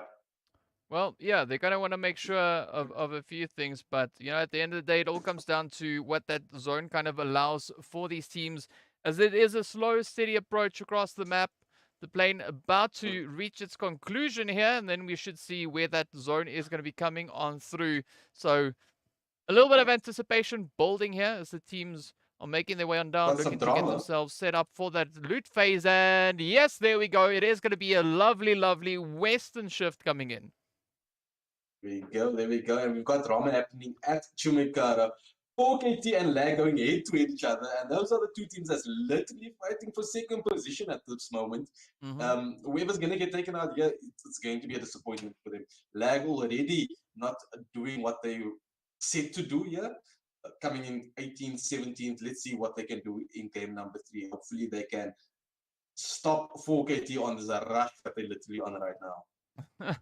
Well, we've got 2 points of contention, right? We got the players there from DreamTeam and Sincerity engaging as well. And of course, as we can see on the screen currently, it is going to be the players there from Slime and Lag just held up in towards that Chumacera position. But it does seem like DreamTeam, they've already lost their first player, so it is going to be Archer who will be down for the count. And of course, still, this video feed is annoying the living daylights out of me. So I'm not quite sure what's up with these gremlins. Tried to fix it, but it's just giving me the finger in the process. And of course, speaking about that, it is now going to be Chris who is just hammering away over on towards Muff and does find a few of those heads. But it's going to be a very risky play coming through here now for DreamTeam, right? They're down to only 2 remaining hopefuls. So they got to play this position so beautifully. Meanwhile, we're also keeping a very watchful eye on the players there from Slime and the team coming through from Lag to see who will be the team to reign supreme and walk away with the controlling position up in towards that Chumacera position. Yes, Sincerity is still kind of in the fight, and they should be able to pick up the 2 kill confirmations here on DreamTeam. Looks at Shock and Chris. Try to approach it one cautiously as well. Try not to get yourself in any players knocked as well. Confirmed. There we go. Chris also just firing in shots. Defending is building over there. Lucid Shock should probably move over and get themselves in the mix there because they are coming over. Chris is in trouble. I can smell trouble right now here for Chris. Yeah. He's coming his way. Yeah, well, they got to be careful, right? Because they don't want to upset Chris. Otherwise, we'll have a little bit of a crisscross here, and that's going to be a problem. But fortunately, Yeah. there is also Lucid Stock to try and deal with. So Chris can hold on to his position, at least for the time being, as we look to see what they're going to be bringing on through. Also, we did see the players there from Slime still continuing in their efforts, looking to see if they can reach across over on towards Lag. But Lag playing this one a little bit more on the cautious side. Definitely not looking to get themselves too exposed. It is, however, still Dream Team looking to see whether or not they can make their dreams become a reality. As we're going to hop into a little bit of that split screen action, we've got the players there from Slime on the one side and, of course, Dream Team on the opposite end. Both teams on different positions over in the map, but it is a little bit of an engagement coming through as we wait to see where the teams will find themselves, as they still have a minute or so left on the clock before the zone starts moving on in. Oh, and it is going to be Pronto, who will have a beautiful hit now, just getting dealt right over towards them. Now, LZD just trying to quickly try and come on in on that off angle. Looking for a bit of an opening. We got Plaza going in for that res, but it is going to be Lag. 1-9 actually, coming in with a bit of that rush, trying to capitalize on that knock.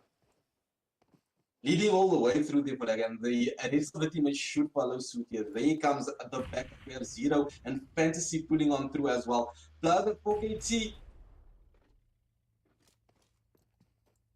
Let's see now. Alright, so Plaza trying to play this edge. Looking for a bit of an opening.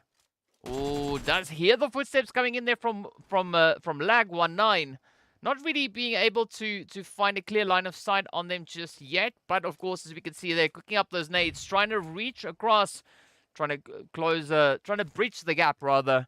But now Plaza caught in a bit of a predicament here.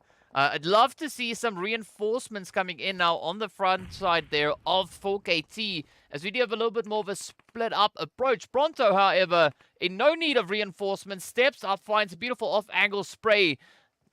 But now the rush is on. It is going to be Pronto and Plaza holding up this frontline aggression. It was Zeus and LZD instead coming in with a little bit more of an off-angle approach. Of course, another beautifully placed nade now getting sent across, as we did see Fantasy getting taken right on down. But Plaza just being so relentless with the utils here, reaching up in towards Lag. And this opens up a great opportunity now, potentially there for LZD to come in and sneak right up behind them.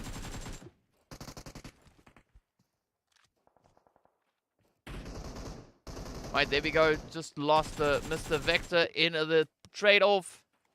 But let's see who is going to be the next one to step on through.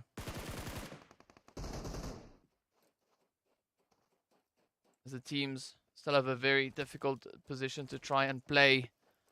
Oh, Plaza, Pronto trying to hold up on this front line. You can see Lag right there in the mix. Down to 3, sorry. It is, of course, going to be the players here from Slime, still rocking their full numbers, looking for a little bit of that vantage point to try and play. Let's see if they're going to get it. Oh, a little bit of spray coming through now from Plaza. Pronto also very cautious on this edge. Zeus also now just rejoining up with the rest of the group. But a very steady play coming in there from 1-9. Not going to be looking to push up into any difficult positions. Not something to kind of overexpose themselves. Just keeping a steady angle, steady approach. Rest of the team now going to be moving in, looking to see if they can pick up those angles. Look at this play, though. Coming in from Pronto, sneaking up right behind Cacao. The trigger discipline coming in. Plaza picking up the trade. Pronto getting ready for that rush. Plaza also just trying to play this edge. Not going to be looking to get themselves exposed as Pronto now gets traded off. Slime very steady. Looking for opening. 1-9 and the rest of the squad there from Lag now just trying to stand their ground. As they are getting pushed, they are getting rushed. Looking to see if they can maybe make anything happen from this current vantage point. But as we can see, it is looking pretty worrying. Lag now only losing out on their first player. So there is still a possibility for them to bounce back ever so slightly. But not quite sure whether or not they'll actually be able to make a full comeback, as they've lost a little bit of that ground to try and fight from. But of course, it is now going to be the players continuing to apply the pressure here from the side of Slime 4KT, looking for those openings, looking for those vantage points. And now all they got to do is just try and play this one out.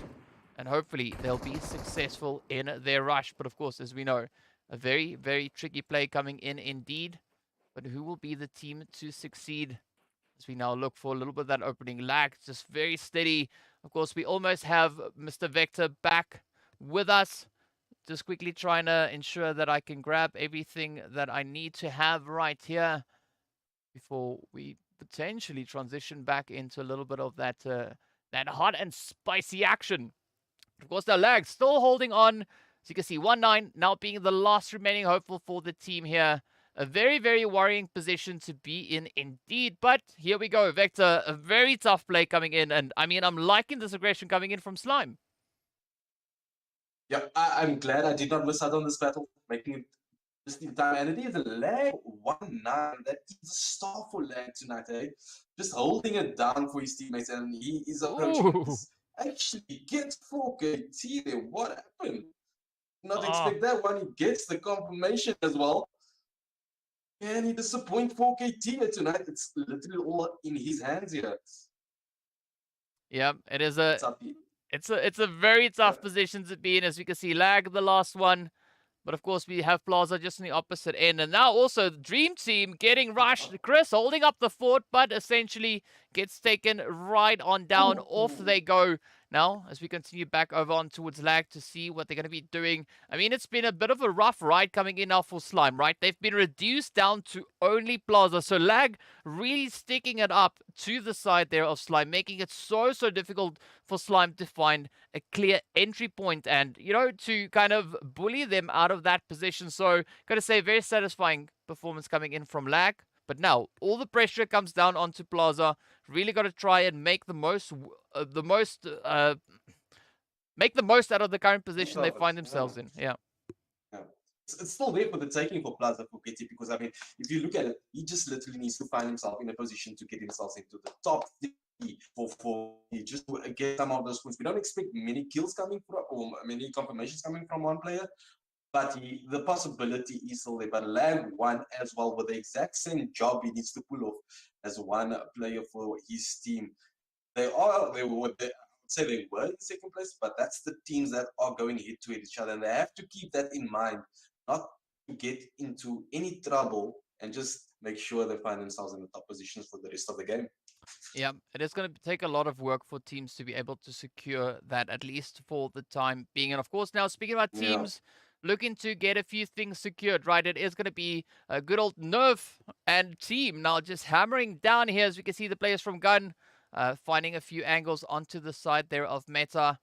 Let's see what they're going to be doing with this beautiful high ground position they find themselves in. We can see Dark Ghost also just positioned down below, looking for a bit of a play to make here. But look at this now. Nerf going to town, picking up those hits onto what Dark Ghost. Down they go. Beautiful angles being utilized. Of course, we got Chris. Well, no, that is Chiro now rushing on forward. Oh, look at that. Beautiful plays as Meta now have to make their way back into the lobby. I mean, Nerf me absolutely on fire. They're beautiful plays coming in. But now, I mean, Gun, they're in a good setup in the zone. Looking to maybe capitalize on that position, but it's still going to take a lot of work for them to do exactly that. But of course, they've got the vantage point. So all they can do now is just sit here, hold strong, and just you know, rain down chaos on any of the opposing teams. Yeah, and then we are seeing that from Gun. GT also very similar team where they love to get the high grounds. Just as we were speaking as well, we saw SIDEMEN getting the exact a similar location, the mountain right opposite where Gun finds themselves. They were about to actually pull up on them, and they decided, oh no, let's take a location and do the exact same thing. ATROX also down below as well over there. We're looking at Cinder right now, Muffin to be exact, and they are looking for some action, which is exactly what they should be doing. Let's get some knocks here. Let's go. Ooh. Oh, there we go. Big O getting taken right on down. Beautiful shot getting fired across there. Speaking about beautiful shots, look at Nerf just patiently waiting. One single tap. Will that be enough? Yes, indeed. And with that, it is going to be Pablo getting taken right on down. Beautiful hits there. Down goes Sad Boy as well now. And this is absolutely insane to see Nerf Me just lighting up the lobby. Botski coming in with a quick assist there, picking up Sad Boy in the trade-off. But Gun looking absolutely in tip-top shape here as they are just raining down terror on the opposing teams. Yeah, they chose the right mountain, they chose the right hillside. SIDEMEN did not, obviously. They find themselves in a better situation. They cannot take Gun on. Oh, wait. Polo G nearly gets the knock on Nerf Me. He has the M24. That is the gun that you want. Slim as well now. Next up, Polo G doing really good with the M24. Now I believe this is why he chose the spot and he lands the headshot. Roshi is down, but that is okay. Gun, they do have distance between each and every other team that is surrounding them right now, so they will get the revive. Maestro also just getting knocked there as he was taking on shots from ATROX. Down below them as well, they need to watch out for the boys from EX. Ultra 6 are trying to get in on the mix here as well. Yeah, it's quite the contentious position to be in, but now all Gun needs to do is just try and hold on to their position here. Of course, the players from SIDEMEN also finding themselves in a little bit of a tight squeeze. As we can see, a few of those shots coming in now as ATROX looking to try and capitalize on these positions. As you can see, of course, that zone taking a little bit of a swing down towards that southern side. The team's still quite spaced out, right? There's not a lot of congestion with regards to the positions, but this being Miramar, the teams are in a position where they can definitely reach all the way across. And speaking about reaching across, it is going to be Grim and Dead now, just making it so difficult for the players there from SIDEMEN. As we did see yet another knock coming in, Maestro now having to return the favor onto their fallen teammate. Oh, and just oh, I can't believe what that just was. So Lag is out. Lag 1-9 unfortunately could not keep himself within there. So he gets Lag into 14th spot. I don't think they will be able to catch up to EFX. Where is our 4K team and is he still surviving? I'm struggling to find him though. Not just people, however, EFX are looking good. They're playing the long game. They have the game plan. They brought it, and it looks like they are going to actually get somewhere here tonight. You can't just say, but it's looking good for them right now. Ooh. Well, what also didn't look good was the players there from Sincerity that we just saw in the feed getting taken right on down. That, of course, was at their hand of Ultra 6 rushing straight up towards them. So beautiful play coming in there. All they got to do now is try and just kind of bring in a little bit of that dominance moving in from that more kind of centered position. A very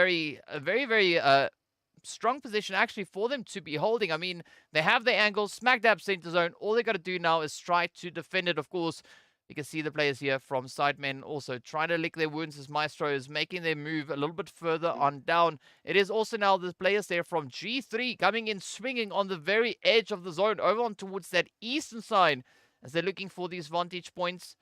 Of course, the players coming through from Galaxy Africa being in a little bit of a tricky spot. We got Wi-Fi and the rest of the crew now. Also, not looking too great for the current time. But now all they can do is just look to push further and further up in it towards the zones. We did see Lazy, of course, now succumbing to the injuries there at the hand of Flacco. But we've got a beautiful rush coming in onto the edge of zone. It is going to be Intruder and the players there from ATROX now looking to contest for the controlling angles over on towards the edge of the zone. Maestro coming in with a beautiful off-angle spot. Trying to see if they can find anything as we now quickly jump over to Grim. Oh, it is going to be Zeke in trouble, but quick retaliation as we see Grim now getting taken on down. It's up to Shiva and Valeria to try and hold on at the advances of Rila Insider. Trip now getting spotted. Off goes the hits. It is going to be Shiva. Oh, now finding themselves in a bit of a dangerous position. Of course, Valeria just a little bit further down below, holding up in the compound. But Rila Insider, right, even though they have that position up on the high ground, they are still getting shot at there, as we did see Maestro not too far away, looking to just bring in a little bit of trouble for them. But I gotta love the zone taking that shift over on towards the western side of the map, and it is making it quite difficult for these teams. Of course, now centering up so beautifully right up on towards Monte Nuevo. But now we can see Valeria trying to make a quick dash for it, trying to make the last play for the team. 2 eliminations to their name. But will this be a successful run? As we've, of course, got the players here from Ultra 6 also positioned just in the front of Valeria. Oh, up comes the hit. Sham might just get him over here. Oh, 6 times calculated. Oh, he survives it though. Here comes the smoke. He needs to get that out as fast as possible. Vehicle about to explode and he gets the kill. It is boom Sham. Well done. Gets the last player from ATROX. That's it. But well done to INS for dealing with that situation. Just as EFX makes their way in as well. Mercury just got knocked early on. And it is INS is now pulling up and trying to deal with that. EFX, they do need to watch this step.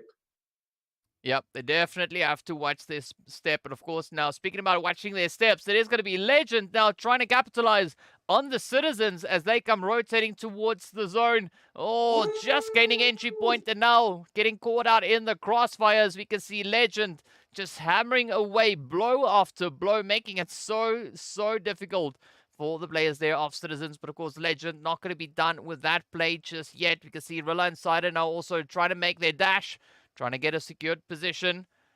We got Legend on the one front line. It is going to be Maestro on the opposite now, facing them head on. Up comes the rush. Zeke peeking over the ridge. Oh, but it's not going to be enough as Zeke finds the angle, but the third parties are not done. It is Legend still keeping the position pretty much on fire here, as we can see them still now trying to see if they can find that vantage point before letting Rila Insider back into this next zone.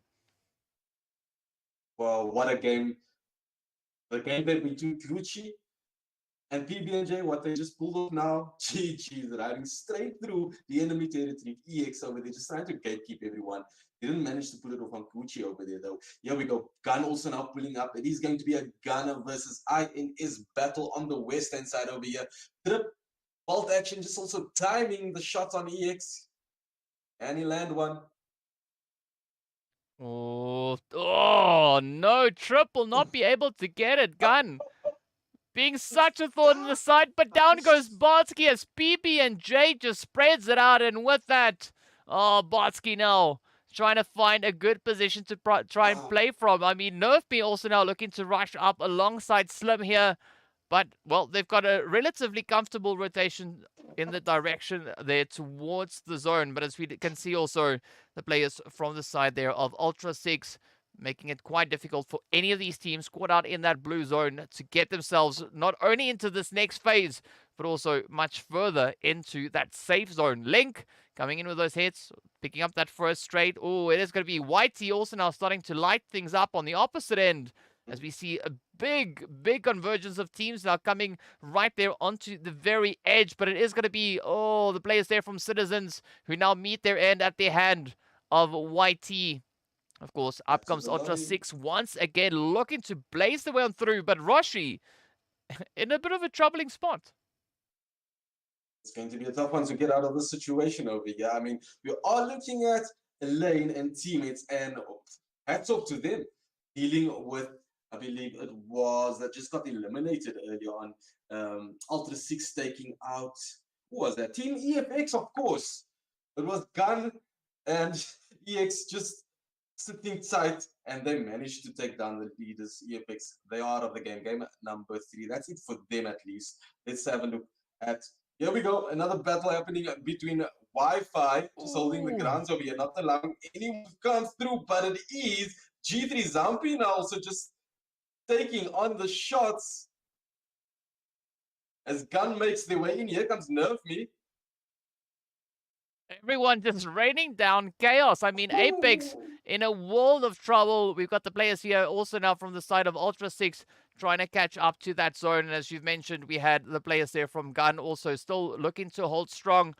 But there's so many points to fight it out on, as we got the players here from Galaxy now meeting their end as the rush came through. Nerfby closing that one up. Of course, the players here from the side of Ultra 6 looking to see if they can ride out the storm and maybe sneak their way into a decent position. We've got the players there from G3 also just up ahead, continuing now to apply a little bit of pressure, looking for any openings, any potential plays to be made.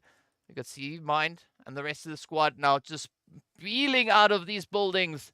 So you can see C-Mind, good setup, smack dab center zone, and now it's up to the rest of the teams to try and get themselves situated back into this next phase. Yeah, between the four, it's a showdown between G3 and Gun on the one side of the road. If we cross the road, why did the Chicken Crusher to get to Legend and his teammates go down head-to-head against Apex? They're not taking each other on, though, but they will soon because they have 10 seconds remaining to get into the next zone. And the next zone, we only have one player. It is G3 Mind that is, he has his mini ready for anybody that wants to come his way. And they will have to make their way there eventually. It's going to be a very risky play, whichever way you look at it. But now, Buren still looking for a little bit of that opening, trying to ride it up on the edge. Is now. Ooh, here we go. Not too much of an angle, but there we go. Oh, it is going to be Nerf Me now coming under fire as Flacco tries to hold it up, gets caught out by that blue zone C-Mind coming in with that closure, and with that it is going to be Flacco getting knocked right on down. C-Mind still in a position to try and potentially bounce back from this, but not sure whether or not they'll be actually able to pull it off. That's it. That bit Flacco has been taken out by the zone. They're losing Zampi as well. He has cover, so Buren can get that revive, and it's looking okay for them. As I mean, EX over there on the other side, Ultra 6 dealing with Apex still, so they do have some time to sort themselves and get themselves ready for the next battle. Hopefully, hoping that they can get into the top 2 here. Whoever's going to come out between Apex and Ultra 6. Let's see what goes down. Legend now at it. As leading the lines for Apex, the battle between themselves. Yeah, G3 holding on 3. 6. Yeah, I mean, this is such a tricky spot to play, right? We got the players here from Apex now still trying to get themselves out of the compounds and back up in towards the zone. But G3 just lying in wait up ahead, ready for any team to try and dare venture on through. C-Mind now holding the fort, as we did see Buren and Zampi also just moving up to try and reinforce the current position. But all they got to do now is try to defend. Zampi trying to get a bit of vantage point locked in. Blessin, of course, now trying to leapfrog the team into that zone, one foot after the other. Also, Ultra 6 still going to be looking for a little bit of that opening. You can see C-Mind keeping a very, very watchful eye on them. So it is going to be a pretty tough play now, especially for Ultra 6, as they have to go not only through G3, but also need to contend with Apex just lying in wait right up ahead of them. And that's it. The blue zone will at least get a couple of confirmations here. Ultra 6 is about to get wiped out as well. Cage is down. However, this G3 that should get up on Apex's heels right now. Zampi, Mind, here comes Buren with a beautiful rotation. Apex is looking strong, even though they've got one man down. Yasser needs to push a little bit forward just to make sure that G3 don't make that decision and get that push, because that will put them on the low. Here comes the nades now. It is time for the nades. G3 Buren has been spotted. C-Mind also trying to get the nade in towards Professor. Does he land it? Oh, just under the bottom side of the building over there, nearly getting the knock. It is either going to be G3 or Apex. It is a 4v3, but we've seen G3 pull through with 3 men many times. Let's see what they can do here against Apex. All they got to do is hold. Apex, of course, leading. Yeah, all they got to do is just hold it, right? Apex on 4 players, G3 sitting on 3, and now it's just a battle of wits. As you can see, C-Mind relentlessly trying to keep up that to one position, with Blessin coming in with some beautiful pressure of their own. But Blue Zone is going to be catching up. So you can see C-Mind now having to try and get themselves resituated, just vaulting out the window, heading out into the danger zone, of course, right out in the open. It is going to be Kage right there on the front line, trying to now see if they can maybe come in with that beautiful rush and maybe claim that winner with a chicken dinner for them. It is going to be Buren, the last remaining hopeful, and with that, it is the end of the road, as it is the players there from Apex who pick up the winner with a chicken dinner and 7 eliminations alongside that. Well done, man. We saw that one coming from the side over there. I mean, what a play by Yasser, just making sure that nobody could escape, and they had to take the battle head on, and they got that. I think that was the deciding factor there, and they got them that chicken dinner. Also, GG's to G3, just managing to hold the fort with 3 players, but at the end just couldn't get it over the line there.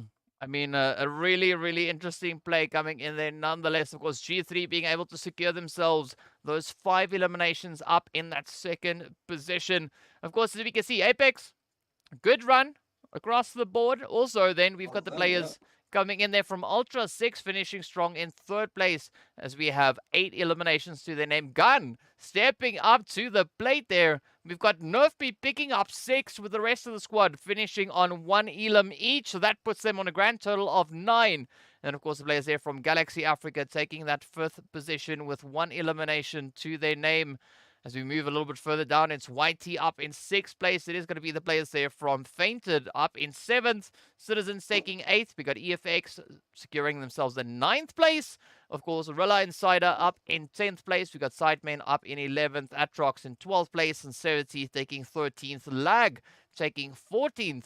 Well, Slime 4KT being dethroned and now having to settle for that 15th position. Meta up in 16th, and of course, DreamTeam finishing in 17th. Our stars of the match is going to be Nerf, me for the side of Gun, as well as Slim also coming in for the side there of Gun. So some really strong performances, but no surprise really to see Nerf taking that MVP position, of course, as we did see the 6 eliminations coming in. So a beautiful performance coming in from the Gun team. Indeed, indeed, indeed. Also, worthwhile mentioning, 4KT, unfortunately, like you said, all the way at the bottom, they're coming in with, I think, they had about 3 or 4 confirmations over there. They will be happy with EFX as well, because EFX did not bring the game for game number 3. They didn't bring the A game at least. And that just allows them to hopefully see what they can do in game number 4. Can they catch up? It's still up for grabs.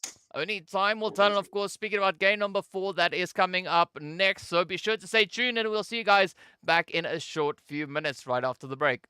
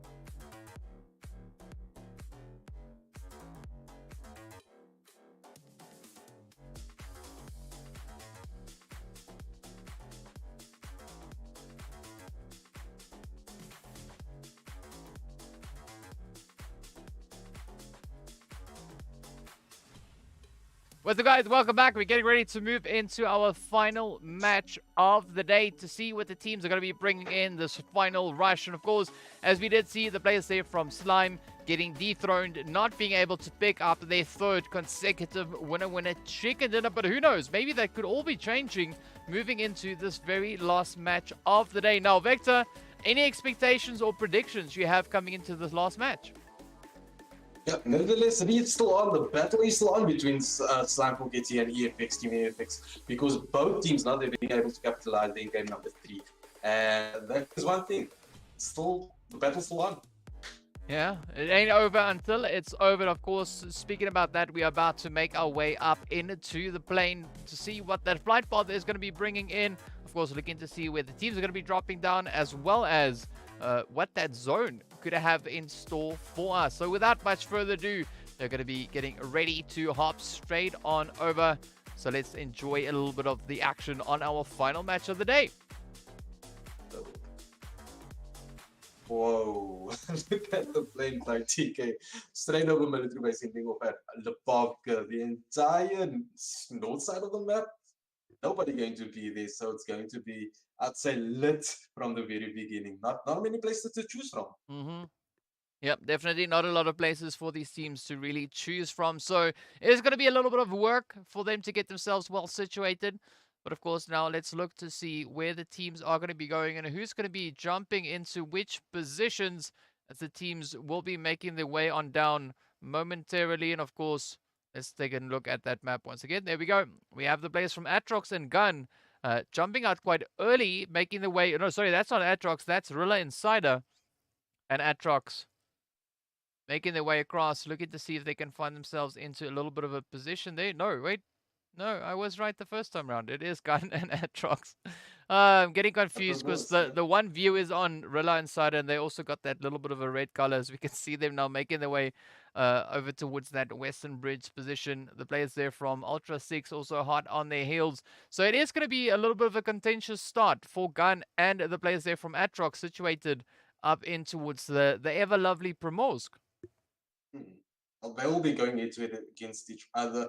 I am also just keeping my eyes on Forgetty because I'm expecting a total different gameplay from game number 1, number 2, because just after what happened in game number 3, they will probably be, I don't know, affected or infected with what happened, but we will see some different gameplay coming through from them.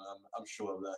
Yeah, well, speaking about affected, the teams are going to be affected by that zone taking yet another swing over on towards that western front. So as I said before, it is going to be a little bit of a hot start all the way over in towards that Primorsk position with Gun and the players there from ATROX making their way on through. And also does seem to be quite a contentious drop over on towards that kind of Malta and Malta power region. Yes. Yeah, we got MetaForce, Sidizens, Godlike as well in the mix over there. Couple of battles about to go down, as we do have Wizards taking on 007 from Sidizens. In the meantime, let's see what happens there. And he gets the knock. That's it. Gets the confirm. Wizard OP gets sent back to the lobby. That's it. Game night over. Done and dusted for him. Not going to be too happy about that. His teammates getting caught by himself. That's not where you want to find yourself. The battle that he's probably going to also cause a lot of damage when it comes to the points on the board. It's going to be happening at Primorsk here with ATROX and a gun. Citizens just getting the other confirm as well, doing it really well at the beginning. Yeah, doing well in the beginning, but all they got to do now is continue on with this momentum. As you can see, 11 now also getting hit as the shots continue to fly on through. It is a very risky run, but a quick response coming in there from 11, managing to quickly just duck in behind the hard cover. Nereus now moving a little bit closer to that edge, looking to see if they can find a bit of an opening, but the hits now coming through onto 11 once again. So very tough position indeed to be playing here for 11, with the players here from Galaxy Africa, making it really, really challenging for them to get a good secured position. Meanwhile, it's going to be Wi-Fi now taking the brunt of the damage coming on in as Citizens look to clear up this multi-power position. But now, Nereus entirely isolated, no reinforcements, and now they got to try and fend for themselves. Yeah, unfortunately finds himself in this place where he was not there for the battle, and now he finds himself all alone. They will be capitalizing on that, Citizens over here in multi-power. It is their area right now, multi-power. Nobody else to deal with. MetaForce also decided to leave the area. No, it looks like they are making their way towards Citizens as well. We got Dark Ghost pulling in slowly with his teammate over here. Who is the speaker? Can't forget Pika from game number 1 and see if Pika can put up a performance over here. They're looking just like they are dead center between Multi and Multi-Power, waiting for either team to make a move and just get the shots from this area. Yeah, speaking about getting shots, it is going to be Valeria and the rest of the players here from ATROX now to contest against Gun for this Primorsk position. We see Grim now just on the off angle, sending out a few nades. Looking to see if they can maybe find it, but there we go. Shiver gets the hit down onto Slim, but Roshi finds the angle onto Grim. So things are looking pretty tough on this front, but now it is going to be the team still looking to play these angles out as Valeria's keeping a very watchful eye up on the high ground. Roshi positioned just off in the distance, and a very split up approach coming in from both Gun and ATROX right here. We have Grip Valeria going against Headsweird against Rashi and Slim. Rashi not going for the revive on Slim, instead he's going to try and get the confirmation on Delia. Can he do it? Just a little bit of a peek will do the job. Here comes the nade. Doesn't get it over the wall. He gets it. Oh, and they managed to escape. Literally just makes it out of the nade area.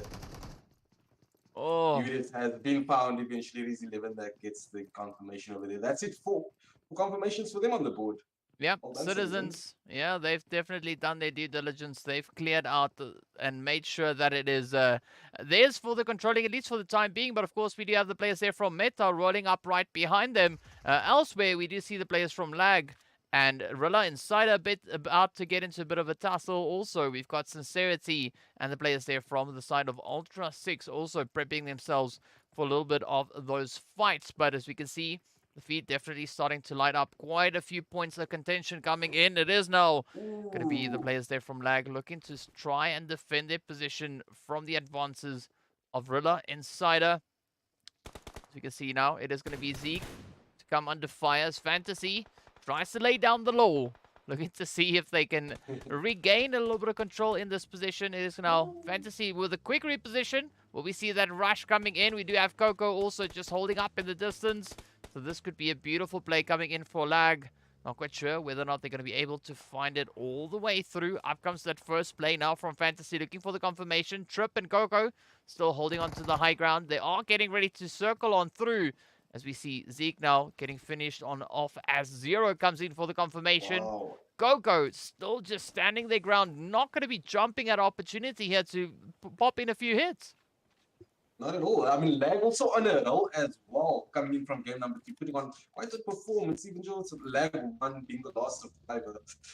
This time, full squad, and it looks like they are going for the teamwork this time around here in game number 4, pulling off a double confirmation there on Rila Insider. They do need to watch out for Whitey. Mr. Rick himself is also in the area. Coco just trying to sort himself out and get himself back in the game, just losing 2 of his teammates. Yeah, and of course YT now. pulling up in as well. Here we go. Yeah, yeah, and not only that, but we also have the players there from Sincerity. We just saw them stepping up in that feed, Ooh. just trying to control their own position on the very, very edge of that zone. Several teams positioned up ahead of them. Not quite sure where Fantasy is going to be going, as you mentioned, right? The players there from Whitey also starting to move into this region, as we can see Mester and the rest of the squad now just positioned up ahead. We've got Fantasy and the rest of the team now looking to quickly reposition. We got a 1-9 heading up the hills. But still a very off-angle play coming in from Fantasy. But look at that Cacao now in a bit of trouble there. As Mester finds the angle, sends out the shots, reduces the health down by quite a considerable amount. But of course, it is going to be up to Cops to come in and find that next blow. You can see 1-9 now potentially trying to come in for a little bit of a rescue here. But of course, Fantasy just sneaking up alongside them. As you can see now, Fantasy picking up those hits ontowards Mester. Quick assist coming in there from Zero. And that will now give the opportunity to the players here from Lag to just catch a little bit of their breath before getting back into these engagements. As Fantasy, 2K with a beautiful off-angle position. I mean, that was such a nice play coming in there. Yeah, excellent decision that Fantasy and Zero here. What they made, they're coming all the way up onto the hill on the opposite side of Whitey, not expecting anyone to come from behind. And it is another 2 Lag players as Fantasy has company right now. Pulling up, it is a Manifest. And nearly Fantasy, Zero is down. Fantasy should be next. Lag is in trouble. Whitey bringing the force here. Lag is in trouble. Lag is in trouble. I was about to say they are on a roll, but Whitey a little bit on a bigger roll than him right now. Yeah, game number 4. That gets confirmed. Lag 0 back to the lobby. His game night over, done and dusted for him. But it is 1-9 still surviving. Probably the star of Lag tonight. And Cacao by his side. Let's see what Whitey decides to do. Are they going to go for that kill? Well, Confirmations. it was Cops coming through with a quick cheeky hit there. Just making it a little bit more challenging for the players there from Lag to get themselves secured into a decent position. But of course, now we can see that feed really going absolutely nuts as the teams continue to rain on down with the chaos, with the terror. It is now Cacao trying to see if they can now turn the tables and maybe get that confirmation on towards Mester. It also going to be the players there from Gun and Atrox finally getting into a little bit of a fight all the way down in towards that Primorsk position. But now Lag, here they are, looking to play the rooftop. It is Cacao just getting shot now. But will they be able to make a comeback from this position? As you know, there's still a very steady play coming through here from Whitey. Beautiful 2-2 split, as we can see Mester and Cops on the one side, Manfilla and Rick on the opposite. As Cacao now tries to reach across, does pick up a few hits. Only a few more remains for that knock to find its way on in, but let's see whether or not they will be able to succeed. A very, very tough position indeed for them to be playing. And speaking about tough, it also is now looking quite tough on the front there for the players from Atrox, as we do have Valeria quickly moving in on Dead, trying to see if they can quickly get that res in before the team from Gun starts to rush on forward. It is still going to be a very difficult position to play here, even for Atrox. Yeah, there's been no reason to push. ATROX needs to move into the next zone as well. They can keep that in mind, but it looks like NervMe is looking for some revenge over on ATROX because they managed to get 2 of the teammates early on. We saw Barsky just being the last player from Gun that has been sent back to the lobby. It is a 2v2 at Primorsk. Can go either way. Also between Lag and Whitey. Oh, GG's for Lag for managing to hold on tight this long. Whitey is also still a full squad. Got a couple of knockdowns, but got themselves back on their feet. Maestre now and Cops, as we are speaking, are approaching. We are about to have a Lag and Whitey showdown. Here they go. Yeah, so we got Atrox and Gun on the one side. We got Lag and Whitey on the opposite. As we can see, 1-9 now in quite a bit of trouble here as the rush comes in. And a very devastating blow getting dealt right there by Whitey. But of course, now it all turns to Fantasy to try and keep this one together. Also, the jump comes in, and with that, it is going to be the end of the road as Whitey succeeds. Of course, the players here from Atrox and Gun still playing the position up in towards Primorsk. No team really getting out of the situation for the time being. Blue Zone is on the approach. As we can see, About 10 seconds or so remains on the clock. But now it is going to be Dead and Valeria trying to make a quick run for it. Dead now coming under fire as the hits continue to blaze on through. The knock comes in. Valeria now quickly just pulling up the handbrake. Looking to see if they can maybe bring in a bit of a helping hand to their teammate. But this could be a clean sweep potentially coming through on the side for Gun. Yes, Dead trying to get himself back in the game, but no, she does it. He says, oh no, back to the lobby for you. So Valeria, who had the chance to get out of there, is now kind of stuck in the water over here. Just trying to make sure his head does not pop up because Nerf Me and Aroshi, they are hunting him down right now. As you can see there, Nerf Me with the M16 as well. Firing a shot in the right direction, but it's going to be a difficult job. Valeria might just get out of the sticky situation. Also, YTGG's for that. Taking out a team like Lag the way they did, unfortunately, if only they could bring that gameplay within game number 1 and 2 as well, they might just also contention for that top parts. But what a show that was. Yeah, and of course, Apex now just coming in, cleaning house as they take down the entirety there of Slime. But Apex now also finding themselves in a little bit of a predicament as we got the players here from SIDEMEN now getting ready to rush on forward. It is going to be Professor, Kage, and Blessin, the 3 remaining players of the team now making a quick run for it. Not quite sure whether or not they'll be able to get themselves out of this situation. It is going to be Blessin running over themselves, just vaulting out of the vehicle. And now it comes to Kage and Professor to make the final run. And of course, speaking about final runs, Valeria finding herself in a little bit of trouble here as well. The water doing a little bit of damage, but Gun quite relentless, not going to be giving up. But with that, it is the end. Russian team do succeed to secure this more southern position. But now they've got a lot of work ahead of them. They need to try and get themselves back into this next phase. And of course, speaking about the next phase, it is going to be a long and treacherous road for a lot of these teams. We can see that zone now getting ready to pop once again. Currently, looking quite favorable for G3, but as it does center up towards that kind of Pachinki Ruins area, it is now looking quite favorable, especially for the players coming in for the side there of Apex. Indeed, indeed. I mean, the boys from EFX right now, they should be smiling their way as Apex actually managed to put a dent in Slime for KT's night by managing to take them out. For EFX, I would say. Let's see what they can. Can they still hold it down? And it's not all over yet because we do know the points are very close for that beautiful performance 4K to put up. Unfortunately, couldn't pull through here again for game number 4 as well. We got EX Legend approaching EFX. YT Manfiller and teammates are approaching also, kind of surrounding EFX, and Gun also now coming. Needs to make their way into the next zone. Yeah. Taking their time slowly, it is Gun.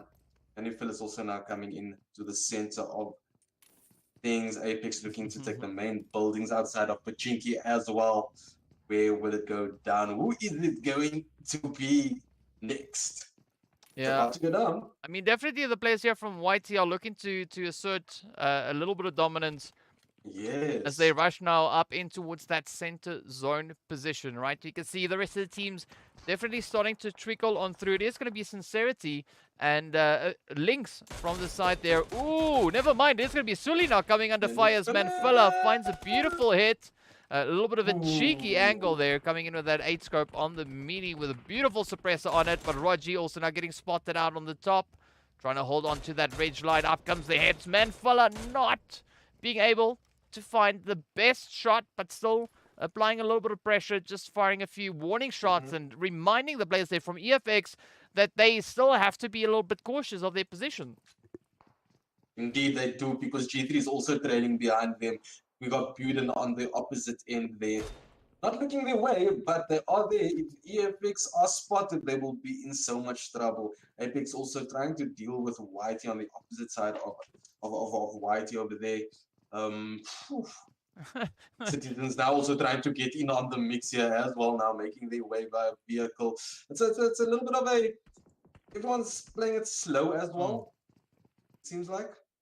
But like I said there, that, you know, Apex is trying to deal with YT on the opposite end there of YT. So, you know, when you say it like that, then I'm really worried because, you know, it does seem like YT is in a position in which they can do pretty much as they please. As we can see now, Professor also just trying to play this angle on towards the position of Citizens. So you can see now getting caught slightly exposed. The spray is coming through as Professor keeps on hitting shot after shot. And this is quite difficult, right? Because that church towards Pachinki, it's quite a favorable position to be holding, especially in a zone like this. But I mean, Apex making it such a difficult position actually for the players there to really get a secure footing into. Yeah. Not a lot of cover. We have the blue zone coming in now. The next zone will be. There we go. It has been decided. It is EFX that has the better placement between themselves. G3 and who is this? Ultra 6. Okay, we have a little bit of a triangle battle between the three teams. Now, DreamTeam coming into that battle as well. G3 dealing with 3 teams at the same time. Let's see what they can do. Buden taking shots now at EFX. Superior. Apex so looking really good. I believe they have the best spot in the zone right now currently. Yeah. All eyes on every angle. Yeah, I mean, a really good vantage point for them to be playing here. But now this is where they are definitely going to get contested for this position, right? So they can't look to rely on the fact that they have this position. I mean, the position means nothing if you can't defend it. So I expect them really to be put to the test, as we still have 11 other opposing teams looking to see if they can get themselves situated into this phase. So there's going to be a lot of work coming in now for Apex. Already with 3 elims on board, there could be several more to make it their way. Professor still applying a lot of pressure, particularly onto that kind of church position. But now also, we do see the players here from the side of Feinted also just sneaking their way up and in fact coming in right behind the players now from Citizens. So Citizens in a world of trouble because they're getting pincered from so many different directions. Indeed, indeed. They need to find themselves in cover as fast as possible because there is no way out. Apex are watching them. Apex also taking the, I'd say that's the favorite spot. I'm surprised there hasn't been a team that pulled up there yet. Everybody knows that is the spot when it comes to Pachinki. You have eyes from on every angle. White also still sticking there. Nobody yet making a move. It looks like it is a game of running in with your feet this time around. No vehicles I see coming in. It's going to be a little bit of a slower ending at this point. Well, I would hope that they come running in on their feet, right? Because if they were running in on their hands, I would be worried, and I would really like to know how on earth they do that, because that is a skill I have not yet mastered in PUBG.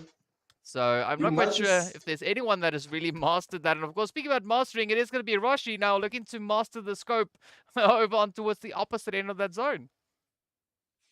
Let's have a look what he can pull off. Gun also looking not too bad as well. Roshi, Nerve Me has a spot. Let's just, they need to move. And everybody needs to move. Stay towards Apex. It's going to be a tough one for them. Our eyes will be on it. Can they hold that little area of the next zone down? We are going to have about 5 teams rushing for that compound. It's going to go down the road by Apex. Yeah, and of course now. Oh! Rashi though, Rashi and Nerf finding a quick, beautiful spray right there onto Caliburn. But now let's see whether or not Gun is going to be able to get themselves out of this sticky situation. Nerf, Rashi, right there on the very edge of that zone. They still have a lot of work to do to get themselves back into this next phase. And of course, speaking about next phase, it is also going to be the players here from the side of Feinted looking for their own potential play to make as they are coming in from that northern position. A little bit of ground for them to still try and cover before having a successful anchor point locked in. As you can see, Citizens holding up right there alongside them. So very risky rotation coming through from Sonic. But of course, Sonic now is going to try and travel at the speed of light, looking for those openings. Now, speaking about openings, it is going to be Gun crashing right up into the players here from SIDEMEN, making a quick detour while focusing still on that approach. But now they come under fire. Nerf taking a few hits. It is going to be Sonic on the one front, still just relentlessly hammering away, trying to find any potential openings. And of course, the players there from DreamTeam just welcoming the players now from Feinted back into the zone. Yeah. But of course, both teams still have quite a bit of ground to cover. No one secured in that zone just yet. Feinted tried to be sneaky, driving through Pachinki. Has absolutely no idea. Gambled it, but unfortunately lost one of their players in that gamble there. We do have Archer and all of them just waiting for Sonic and PB&J to make their way in. Sonic has gotten out of his vehicle. And he has spotted some action up ahead, but it's going to be difficult because we do have the Citizens ahead of Dream Team as well. So much action. It's going to be a tough one. It looks like Citizens might just have the eastern side of the next zone to themselves if they can eliminate Dream Team. But Dream Team also behind and taking shots in now. Just trying to upset Citizens. Let's see if they can get it done. Yeah, well, Next zone has been decided as well. Yep, moving over on towards that western front. Sonic now the last hopeful for the team, but unfortunately cannot beat that blue zone damage coming on through. As we look onto the players here from Dream Team, still caught out in the blue zone. Down goes Lucid Stark. It now turns to Archer, the last hopeful for their team. Will they be able to get it secured? Gun also still frantically trying to find that opening to get themselves back into this next phase. Of course, the whole entire zone just absolutely lit up with those smoke grenades getting deployed all over the place. Oh, down goes Nerf Me as a beautiful nade gets sent across. It is going to be players there from Apex looking to make it quite challenging. Not quite sure whether or not Archer is going to be able to get themselves out of the situation. It is also now Zumpy trying to quickly just res up the teammates, while the Citizens now move in full force, looking to apply a lot of pressure onto the G3 camp. Can they defend themselves? I don't think so. Citizens pulling up full force, like you just said. Shots coming in from every angle as well. We have SIDEMEN also there. Yellow, as you can see, just taking in the shots. Citizens now getting shot at as well. Going to be a tough one. They might just be taken out as well. One more left over to go, and that's it. Citizens back to the lobby. Dream Team, and guess what? It is actually GT that comes out, still surviving there. And it is Flacco as mine. Oh no! So many. That's it. The blue zone hurts at this point. Yeah. And it just literally took about 6 players at the same time. They almost. SIDEMEN out taking shots at Whitey. Whitey still surviving as well as Apex, I would say. Dandaroshi that just might be it for him. He's out in the blue, but way too far out. He's going to play the revive game and just maybe try and get himself with a team into the top 3. That's as far as he would be able to go. Yeah, it's going to be a hill strat pretty much now for Roshi, trying to secure that. At least 9 meds on board. So, you know, Roshi can try and ride the storm, looking to potentially secure that 3rd position, as we do have the players here from SIDEMEN now getting into a little bit of a back and forth here with Whitey. Rick being able to pick up the first few hits there. Manfillas, Cops, also slow, steady approach. Nothing too extravagant, but already 7 eliminations already on board for Whitey. Ooh, Sad Boy gets spotted. Beautiful trade as Manfilla steps up and just to try and close that one out.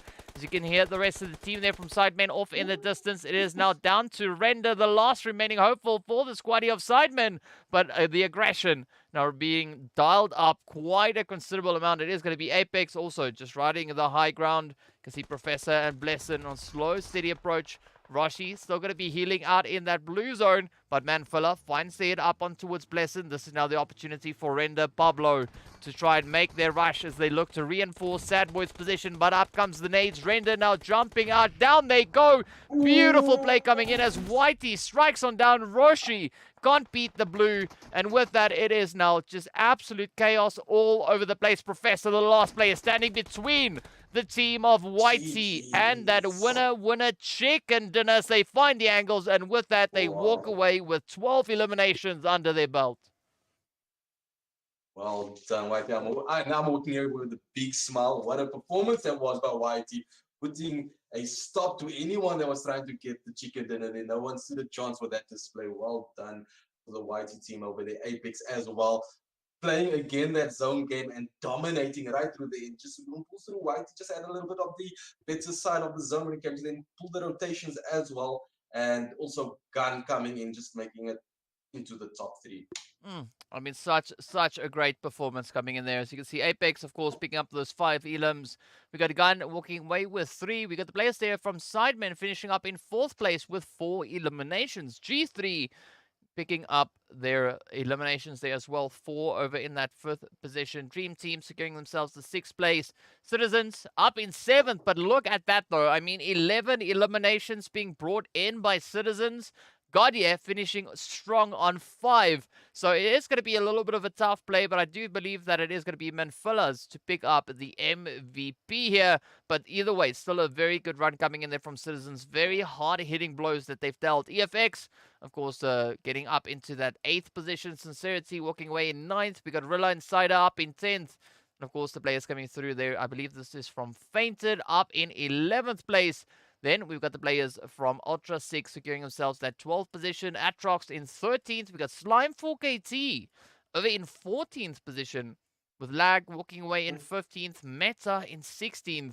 And then the players there from Galaxy Africa getting sent back into the lobby, being our first team in this final match. Of course, looking at our stars of the match, it is going to go over to Manfilas, walking away with that MVP award. It is Cops for YT as well, picking up the best companion. And Manfilas, of course, landing the final devastation into the opposing teams. And look at the damage, though. I mean, 1,346 damage dealt. Yeah, that is an insane amount of damage. That's nearly 14 eliminations worth of damage dealt. Wow, he brought his A game for game number 4. That's for sure. Yeah. Well, they brought the A game, the A+ game, and maybe the A++ game. So really strong performance coming in there. But I got to say, very satisfying chicken dinner coming in there at their hand of YT. But of course, now we got to see how all of that then translates over in towards our overall rankings. And that should be posted up on the Mettlestate website pretty soon. Of course, we'll drop a link in the description as well. I think I dropped one in the description already, where you can probably just head on over and have a little bit of a look. Let me just double check my facts here before I say too much. Yeah, I think I have. I think that link is the link that does the thing. We'll find out, right? Just go in the description, the first link you see. Click it. It should take you right to the Mettlestate website. And, of course, you can just navigate your way around to get into the Pro Series. But gotta say, very satisfying few weeks that we've been looking at these teams just stepping up to the challenge. I mean, FPP is an entirely different beast all in of itself, right? I mean, TPP, we've seen on the competitive scene, the teams really flourishing on that front. But, throwing them in the mix with a little bit of that FPP, it does bring out a few different elements for these teams. Of course. You can't hide away, you can't lay down, you can't run, you can't turn your back. You've got to go head to head, face to face with your enemy. And that is what brings out the best, I believe. I enjoy FPP. I enjoy watching these guys go head to head in FPP. That doesn't get any better. Yeah, nothing gets better than that. But of course, that is going to bring us to the end of Season 10 for the Mettlestate Pro Series. So I hope you guys enjoyed it as much as we did. Be sure to hit the subscribe button if you haven't done so already. There is going to be a lot more action coming through on the channel, but also a few more things coming in from the Mettlestate side. So be sure to hop on over into their Discord server as well to stay up to date with the events happening on that front. You can also check out the Mettlestate website, as they've got an absolute wide variety of games and titles for you to choose from, in which you too can participate, ranging all the way from console to PC to mobile. So make your pick, take your pick, play the matches, and show us what you've got. But with that, we are going to thank you all for tuning in. We really appreciate it. Wow, that was difficult. We really appreciate it so much. And of course, a big shout out going out to Mr. Dale and Mr. Vector here for assisting on the desk, bringing in the commentary. And of course, as you can see, we watch PUBG all the time, even have the match that we just watched in the background, just playing to make sure that, I don't miss anything. So even when I'm looking up, I can still see the match. So wherever I go, PUBG is pretty much covered. But guys, thank you so much. Hope you all have a fantastic time, and we look forward to seeing you back in the next one. Lovely stuff. Enjoy the rest of the night, guys. There we go. Peace out. Cheers, guys. Stay well.